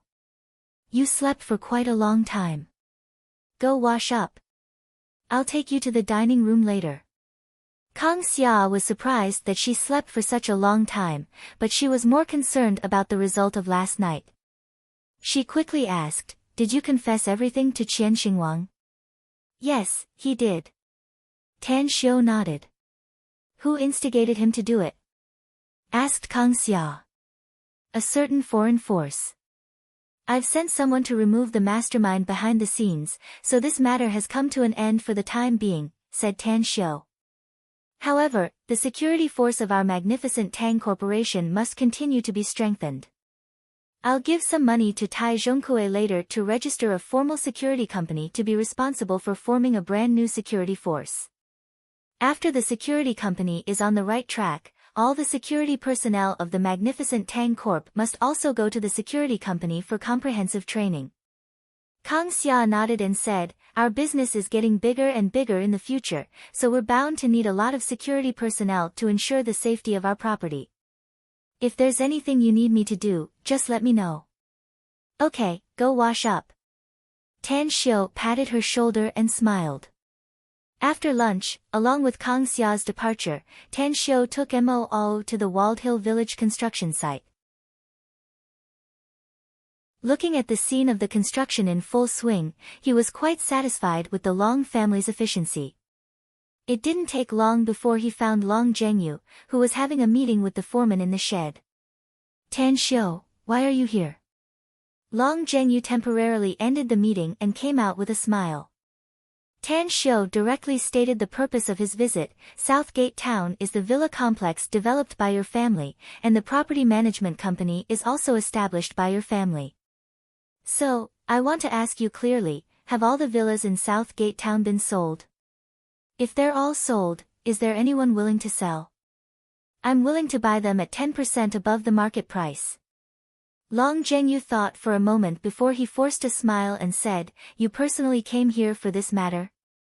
If that's the case, I'm afraid you'll be disappointed. All the villas in Southgate Town have been sold out. As for the property management company, I'm not clear about it. If you want to know, just ask Long Shuiyao directly. Tan Xiu forced a smile and shook his head. He took out his mobile and called Long Shuiyao. What he didn't expect was that Long Shuiyao actually told him over the phone that there were several owners in Southgate Town who were ready to sell their properties, and one of them was Tan Xiu's neighbor. I want all of them. Tan Xiu told Long Shuiyao on the phone and then hurried back to Southgate Town. He wanted to see Long Shuiyao and ask her to help him meet with those owners. Originally, he intended to buy them at 10% above the market price, but the price quoted by those three owners turned out to be slightly lower than the market price. Therefore, aside from the View Building King Villa, Tan Xiu also bought Villa number 10, Villa number 13, and Villa number 14. Finally, Tan Xiu set his eyes on Villa number 11 and Villa number 12. If he could buy these two villas, then the innermost 6 villas in Southgate Town would all become his properties. After completing all the procedures and paying the full amount, Tan Xiu then looked at Long Shuiyao, who came out of the Housing Management Bureau with him and said, your property management company should have the contact information of the owners of Villa number 11 and Villa number 12, right? Help me contact them, I'm ready to buy the villas for these 2 days. Long Shuiyao was already very shocked that Tan Xiu had bought 3 villas in one breath. But now, seeing Tan Xiu's eyes also cast on Villa number 11 and Villa number 12, she suddenly became somewhat speechless. For others to be able to buy a villa was already considered to be very powerful, but he, on the other hand, directly bought several villas. Tan Xiu, why don't you buy all the villas in the entire Southgate Town? At that time, our property management company will be able to relax and only be responsible for you, a single owner. Long Shuiyao said jokingly. Tan Xiu raised his hand to touch his nose as he said with a smile, unfortunately, I don't have that much money at hand, else I would really have this idea. Southgate Town's geographical location is good. If I can rebuild it into a villa, how stylish would that be? Long Shuiyao was at a loss whether she had to laugh or cry as she said, you really have this idea? Tan Xiu said with a smile, I'm just kidding. If I have that much money, I'll directly invest in other places. However, I'm really not joking with you, I want to buy Villa number 11 and Villa number 12. Help me. If it's done, I'll treat you to a meal. All right. Long Shuiyao nodded and said. Soon, Long Shuiyao contacted the owners of Villa number 11 and number 12 in Southgate Town and conveyed Tan Xiu's idea to buy the villas to them. When they learned that Tan Xiu wanted to buy it at a premium of 10%, the owner of Villa number 12 happily agreed, but the owner of Villa number 11 hesitated and refused. Back at South Gate Town, Tan Xiu personally visited Villa number 11 and found that it was an old couple who lived there. Tan Xiu expressed his intention and promised them a 20% premium, but he hoped that they would keep it a secret. Eventually, after the old couple learned that Tan Xiu had bought all the surrounding villas, they called their son abroad and finally agreed to sell the villas to Tan Xiu. After everything was settled, Tan Xiu felt relieved. He spent a total of more than 490 million yuan on the 5 villas. Mo All and the other 10 experts of the Everlasting Feast Hall then chose a villa to live in. At the magnificent Tang Corporation's HQ, Andy, who had a child's face and fair skin, wore a very fitting trench coat and white boots as she entered the general manager's office. When she saw Kang Xia, who was reviewing documents on the desk, she immediately asked with a smile, "Boss, what's the matter?" Kang Xia put down the documents in her hand and said with a smile, "Boss called us and told us to go to South Gate Town in half an hour. Also, we need to leave Star City in the next 4 or 5 days to go to Boss's hometown. So, hurry up and arrange your work. We'll leave in half an hour." Andy was confused, going to Boss's hometown? What are we going to do there? Will Boss go with us? Andy was puzzled. Kang Xia nodded with a smile and said mysteriously, "It's a secret for now. You'll know when we get there. Hurry up and arrange your work." So mysterious. Andy muttered, but she still said with a cheerful smile, "I've been dreaming to go out and play with Boss. Now, my dream has finally come true. I'll arrange it now. Just wait for me." "I'll wait for you." Kang Xia couldn't help laughing. South Gate Town. Tan Xiu had already packed his clothes. Just as he came out of his room, he saw Gu Yin and Tang Xiaohan standing outside with 2 small suitcases at their feet. Mu Qingping, on the other hand, smiled and exhorted, "You two must not be naughty and obedient when you go out with your master." "Got it. All right." Gu Yin and Tang Xiaohan obediently complied. Tan Xiu said with a smile, "Let's go. Your Aunt Kang Xia and Aunt Andy should be arriving soon." When Tan Xiu came to the courtyard with the 2 children, Kang Xia and Andy had already arrived. Andy was naturally happy to see Tan Xiu. She was also very fond of Gu Yin and Tang Xiaohan. Because of the detour, they didn't pass through the Su family village and directly arrived at the back mountain of the Su family village from another direction. Because of the detour, they didn't pass through the Su family village and directly arrived at the back mountain of the Su family village from another direction. "Oh, the 3 of you stay here and look after the car. If you want to eat, go directly to the mountain to buy. We'll be in the mountain for 4 or 5 days." After getting off the car, Tan Xiu waved to the car that had been following them from behind. When all came in, Tan Xiu ordered, "Quickly." Tan Xiu took the few people into the mountain. Tang Xiaohan was blind, so Tan Xiu was responsible for carrying him. As night fell, the few of them had arrived at the lake in the valley where they had stayed before. "Boss, please tell me. What are we going to do in the deep forest after traveling thousands of miles? I swear to God that I've never climbed a mountain and come to the forest." Andy's physique was very good now, even better than Kang Xia's. But she was still a bit tired. To cultivate. Tan Xiu originally thought that Kang Xia was a bit amusing to hide it from Andy, so he deliberately mystified her several times. But since they were already here, he didn't want to hide it anymore. Andy was puzzled. Cultivate? Can't we cultivate in Star City? Why do we have to come here to cultivate? Tan Xiu raised his finger to the starry sky and smilingly said, "Now carefully sense it. What's the difference between this place and Star City? Remember to sense it in your cultivation state." Andy was confused, but she still followed Tan Xiu's instructions and silently circulated the true essence energy inside her body to absorb the world's spiritual qi.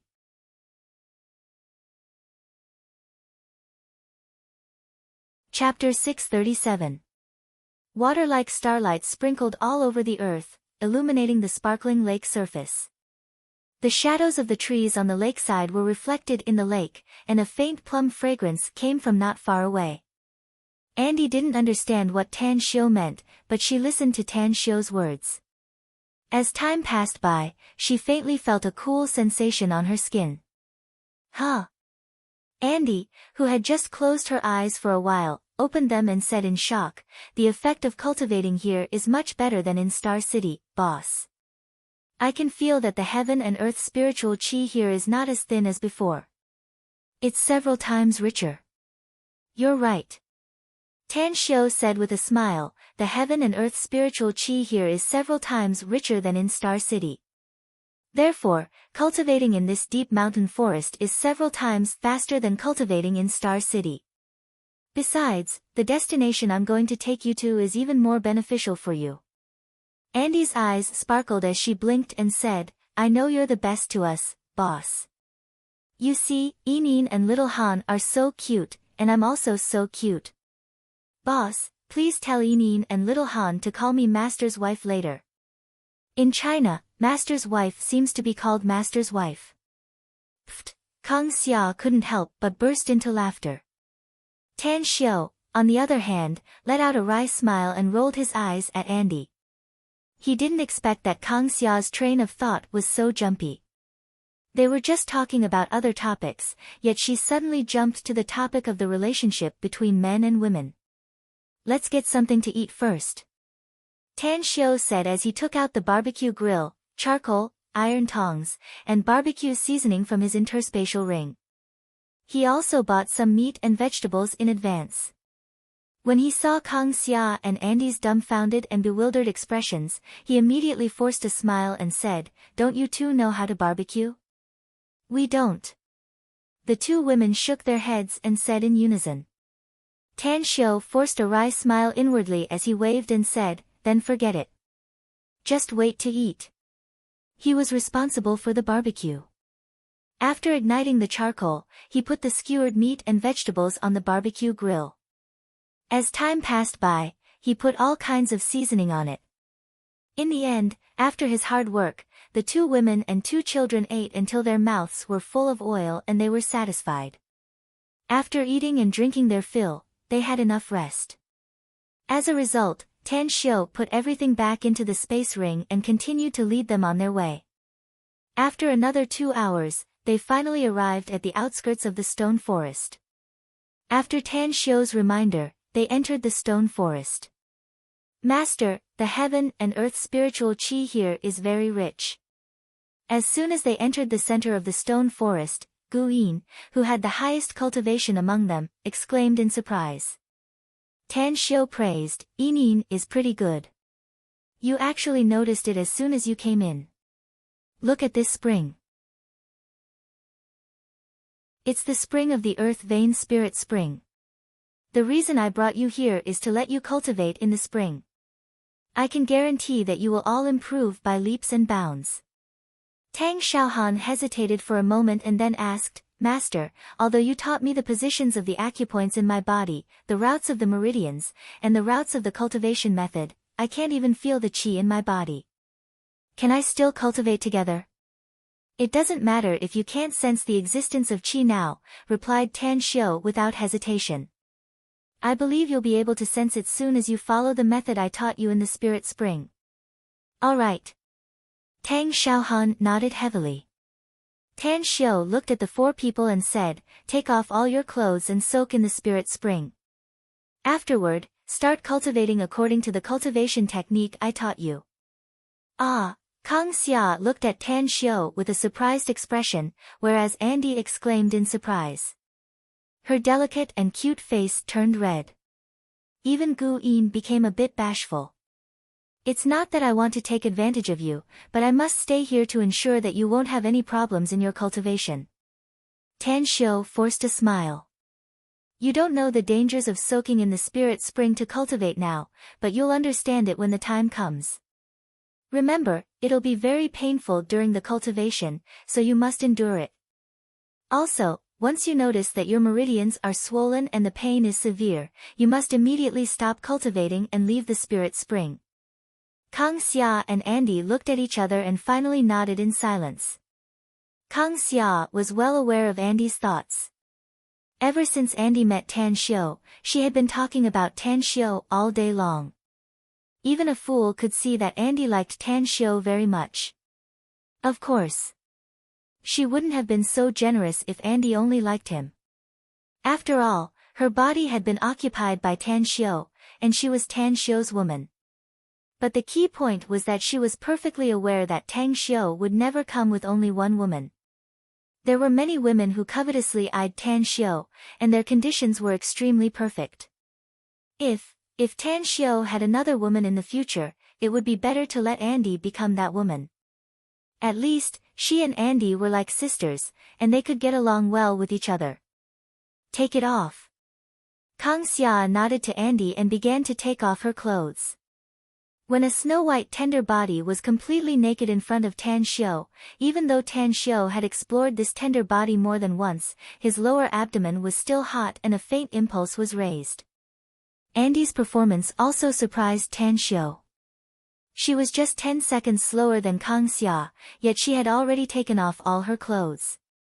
Although her delicate and lovely face was a bit shy, she desperately plucked up the courage to stand in front of Tan Xiu and said, "Boss, you've seen me naked. I'm your woman later. If you don't want me, I'll cry and hang myself." Cough, cough, fast forward, Tan Xiu felt that he had turned hard. He endured the impulse and just uttered those two words. His eyes inadvertently swept over Andy's golden triangle, and his heart was fiercely shaken. White tiger. Tan Xiu had only heard that there were women in this world who were white tigers, but never once did he expect that Andy was one of them. To control his desire, he hurriedly turned around, waved his hand and said, "Hurry up and enter the spirit spring to cultivate. Inin, little Han, hurry up." Plop, the sound of entering the water was heard 4 times in a row. Only then did Tan Xiu suppress the desire inside his heart.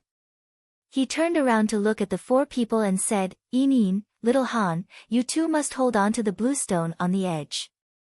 This spirit spring is very deep. Once you let go, you may fall inside."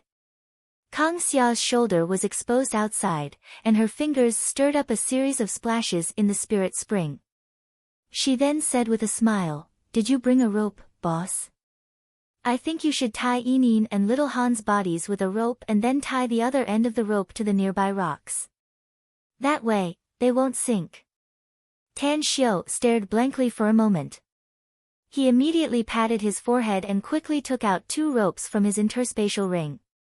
He bought these ropes when he was in Jingmen Island. He threw them into his interspatial ring and didn't use them much, but now he had to use them. Time flew by in a flash. 5 days had passed in the blink of an eye. In these 5 days, Kang Xia and Andy's cultivation had advanced by leaps and bounds, especially Andy. Her cultivation had broken through to the early stage of foundation establishment, whereas Kang Xia had broken through to the late stage of qi refining. Tang Xiaohan had also sensed the existence of qi through Tan Xiu's help and entered the qi refining stage after cultivating. Boom! A layer of qi waves spread in all directions inside the stone forest as a thumb-sized golden core emerged from Gu Yin's abdomen and floated above her head, bathing in starlight. "This is..."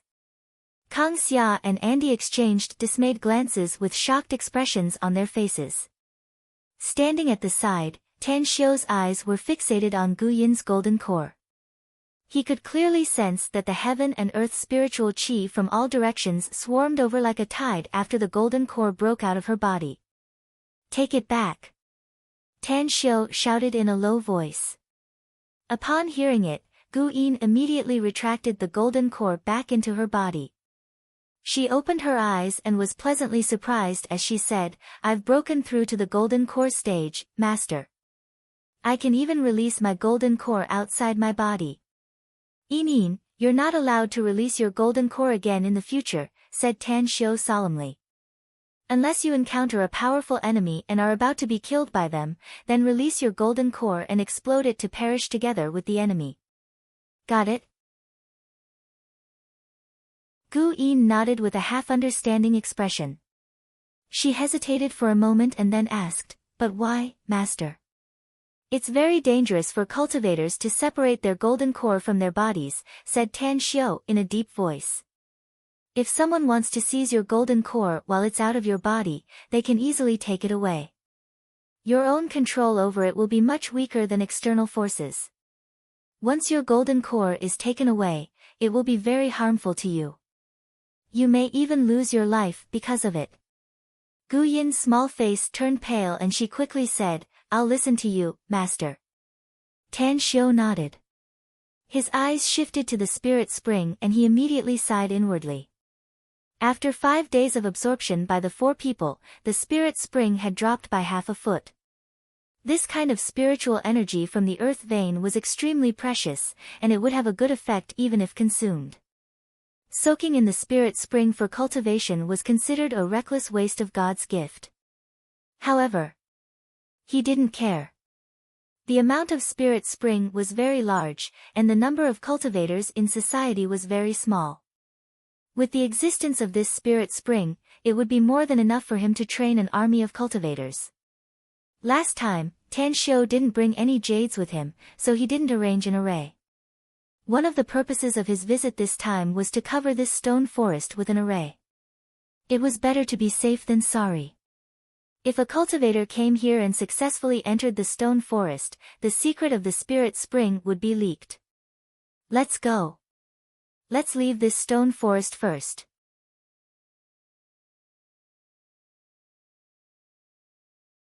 Chapter 638. After stepping out of the stone forest, Tan Xiu arranged 3 layers of arrays in the periphery: illusion array, star transposition array, and defense array. The illusion array could confuse the eyes of others and make them unable to discover the existence of the stone forest. If anyone rashly entered, they would be sent out by the star transposition array. The innermost defense array was specifically used to deal with cultivators. Unless one was a golden core stage cultivator, it would be very difficult to break through the defense array and enter. The 3 layers of arrays were interlocked with each other, ingeniously and gradually increasing in power. It's done. Tan Xiu wiped the sweat on his forehead. It took him 2 to 3 hours to engrave the array pattern, and it was quite strenuous for him to arrange it with such a high concentration of mental energy. It could be said that the arrangement of these 3 layers of arrays was the most profound and powerful array he had arranged after returning to Earth. Kang Xia took out a handkerchief from her carry-on bag and carefully wiped the sweat on Tan Xiu's forehead. Then, she asked with concern, "Are you all right?" Tan Xiu shook his head and smilingly said, "It's just that I've consumed a lot of my mental energy, but it's nothing serious. However, you must keep in mind that you must never tell anyone about the existence of the spirit spring except for the few of us. The location of this earth vein spirit spring is a treasure land, and will suffer huge losses in the future once it's known by others." "All right." Kang Xia and Andy nodded, and even Gu Yin and Tang Xiaohan quickly complied. In the dead of night, sparkling sparks flickered at the foot of the mountain as cold air raged around the 2 SUVs. However, several stalwart figures were standing beside the cars, constantly looking at the mountain peak under the moonlight. 2 kilometers away from them, Zhao Donghe was standing on the 2nd floor of a house behind the Su family village, observing the people beside the 2 SUVs with binoculars. There were more than a dozen policemen in police uniforms beside him.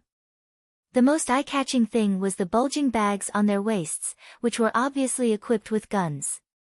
"Chief Xiao, it's been 5 days. What do they want?"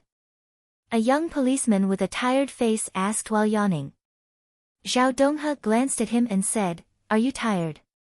Being a policeman requires the spirit of being able to bear hardships and endure hardships. Back when I was in the criminal police unit, let alone 5 days, I even had to stay there for half a month. Those people were acting suspiciously, and it was highly possible that they had ill intentions. So, no matter how cold or tired he is, we have to continue monitoring him. The young policeman looked a bit embarrassed as he repeatedly nodded and said, yes, yes, yes. Chief Xiao, you're right. I'm just curious as to what they're trying to do. They've actually stayed in the back mountain for 5 whole days. Zhao Donghe said, the longer they stay, the bigger their scheme will be. Alright, I'm going down to take a nap. If you find anything unusual, wake me up immediately. The young policeman took the binoculars and watched Zhao Donghe leave a few steps. Then, he picked up the binoculars and continued to keep watch. Just as Zhao Donghe was about to go down the ladder, the young policeman's expression suddenly changed and he hurriedly shouted, there's a situation, Chief Xiao. Zhao Donghe was taken aback for a moment. Then, he strode back and grabbed the binoculars to observe. That's at the bottom of the mountain. After spending a few hours, Tan Xiu's group finally came out of the mountain. He looked at Mo Ao's group of 3 and asked with a smile, you've worked hard. Did anything unexpected happen in the past few days? There are policemen hiding in the dark to protect us, boss, said Mo Ao. Nothing unexpected happened. On the first day after you entered the mountain, some nearby villagers came here. But then the police came and no one came again. The police? Are there policemen nearby? Asked Tan Xiu with a frown. They're in the village 2 or 3 kilometers away. Mo Ao nodded and said, we've observed them. They are observing us with binoculars. In order to figure out their identity, Biao Wang took the opportunity to go to town to buy food and quietly lurked there. He found out the identity of those policemen. They are from the Qinghe County Public Security Bureau. Tan Xiu nodded and said, they should have received a report from the masses and thought that you're acting suspiciously here. Forget it. Let's just leave since it's a misunderstanding. The 2 cars started. Just as they arrived near the Su family village, they were stopped by 4 or 5 police cars. Tan Xiu didn't rush to get off the car. He looked at the policeman in front and saw Zhao Donghe hurriedly coming out with 2 policemen. Tan Xiu raised his brows and opened the door to get off. Tan Xiu, what's going on with you? A forced smile hung on Zhao Donghe's face as he quickly took out a cigarette. Tan Xiu took the cigarette from Zhao Donghe and said with a smile, Chief Xiao, if my guess is correct, we should have made a mistake. I just heard from my bodyguards that the police have been secretly protecting us for the past few days. As a matter of fact, I brought my friends and family to this mountain for camping.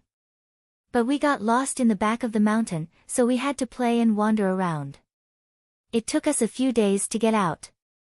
Zhao Donghe was dumbfounded. Never in his dreams did he expect that the Public Security Bureau would receive a report from the masses saying that there were very suspicious bad guys in the vicinity. He even put down his other things and squatted in this freezing cold weather for 4 or 5 days, only to make a mistake. He looked at Kang Xia and Andy, as well as Gu Yin and Tang Xiaohan. The corner of his mouth twitched a few times. He really didn't know what to say. Although Kang Xia and Andy gave him a breathtaking feeling, he believed that Tan Xiu wouldn't do anything bad since he brought a woman and a child with him. Cough, cough, since it's a misunderstanding, then we don't need to stay here to suffer. Ah, Tan Xiu. If you come to play again later, please inform us in advance. Else, if we receive a report from the masses, we'll have to. Tan Xiu could hear a bit of embarrassment and resentment in Zhao Donghe's tone. He immediately looked apologetic and said with a smile, I'm really sorry, Chief Xiao. I just wanted to make my family and friends happy and never thought that this misunderstanding would happen. I heard that the Public Security Bureau's kitchen is dilapidated and should have been repaired long ago. How about this, I'll donate 500,000 yuan as a token of my appreciation. This, Zhao Donghe's heart was as clear as a mirror. Tan Xiu was expressing goodwill to him and using this method to apologize. Saying that the Public Security Bureau's kitchen was dilapidated was simply a nonsensical excuse. However, Tan Xiu's attitude made him have a whole new level of respect for him. He secretly praised Tan Xiu's conduct and finally agreed. Because he had to leave. Under the escort of 4 or 5 police cars, Tan Xiu and his entourage arrived at the highway intersection. After saying goodbye to each other, they then rushed back to Star City. It was already early in the morning when they returned to Star City. After Tan Xiu sent Mo Ao to send Kang Xia and Andy back, he personally drove back to Southgate Town. Although Gu Yin and Tang Xiaohan had slept for a few hours on the road, Tan Xiu still told them to go back to their rooms to rest. Tan Xiu, a boss who claimed to be Yuan Zhengxian, came to our house the day before yesterday. He said that he wanted to call you, but your phone has been turned off. I told him that you went out of town, and he said to wait for you to come back and contact him as soon as possible. Mu Qingping waited until Tan Xiu went downstairs and hurriedly said. Tan Xiu's eyes lit up as he immediately nodded and said, I got it. I'll go find him after breakfast. Mu Qingping said with a smile, I've already bought the plane ticket to Saipan. It'll be on the 16th of January at noon. Tan Xiu pondered for a moment and asked, why don't you stay at home for a few days? Mu Qingping said with a smile, this is my home, and Nine Dragons Island is also my home. It's been some time since I've returned to China, and I don't feel at ease letting others take care of things there for a long time. Tan Xiu said, since the plane ticket has been booked, then it's up to you.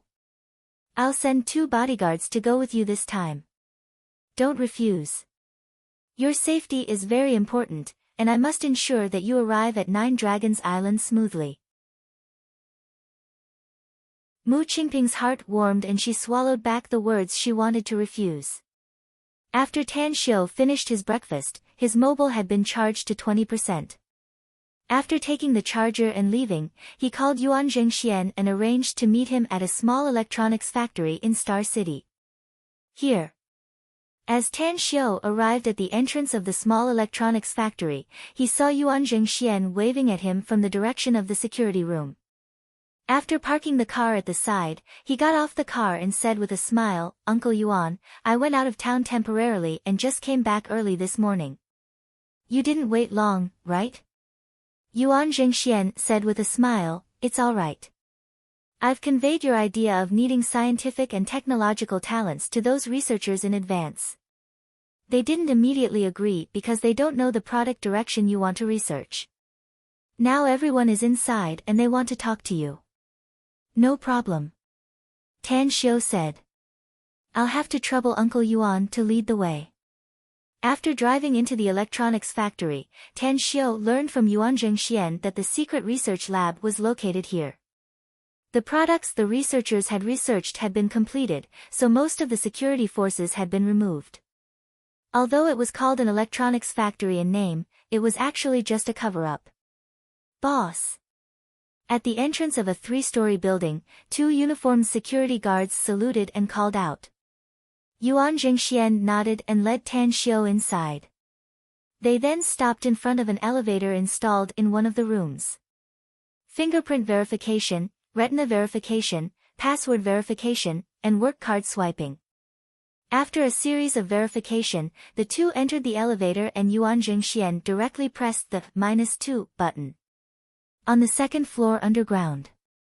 After the 2 entered, a huge space appeared in front of Tan Xiu.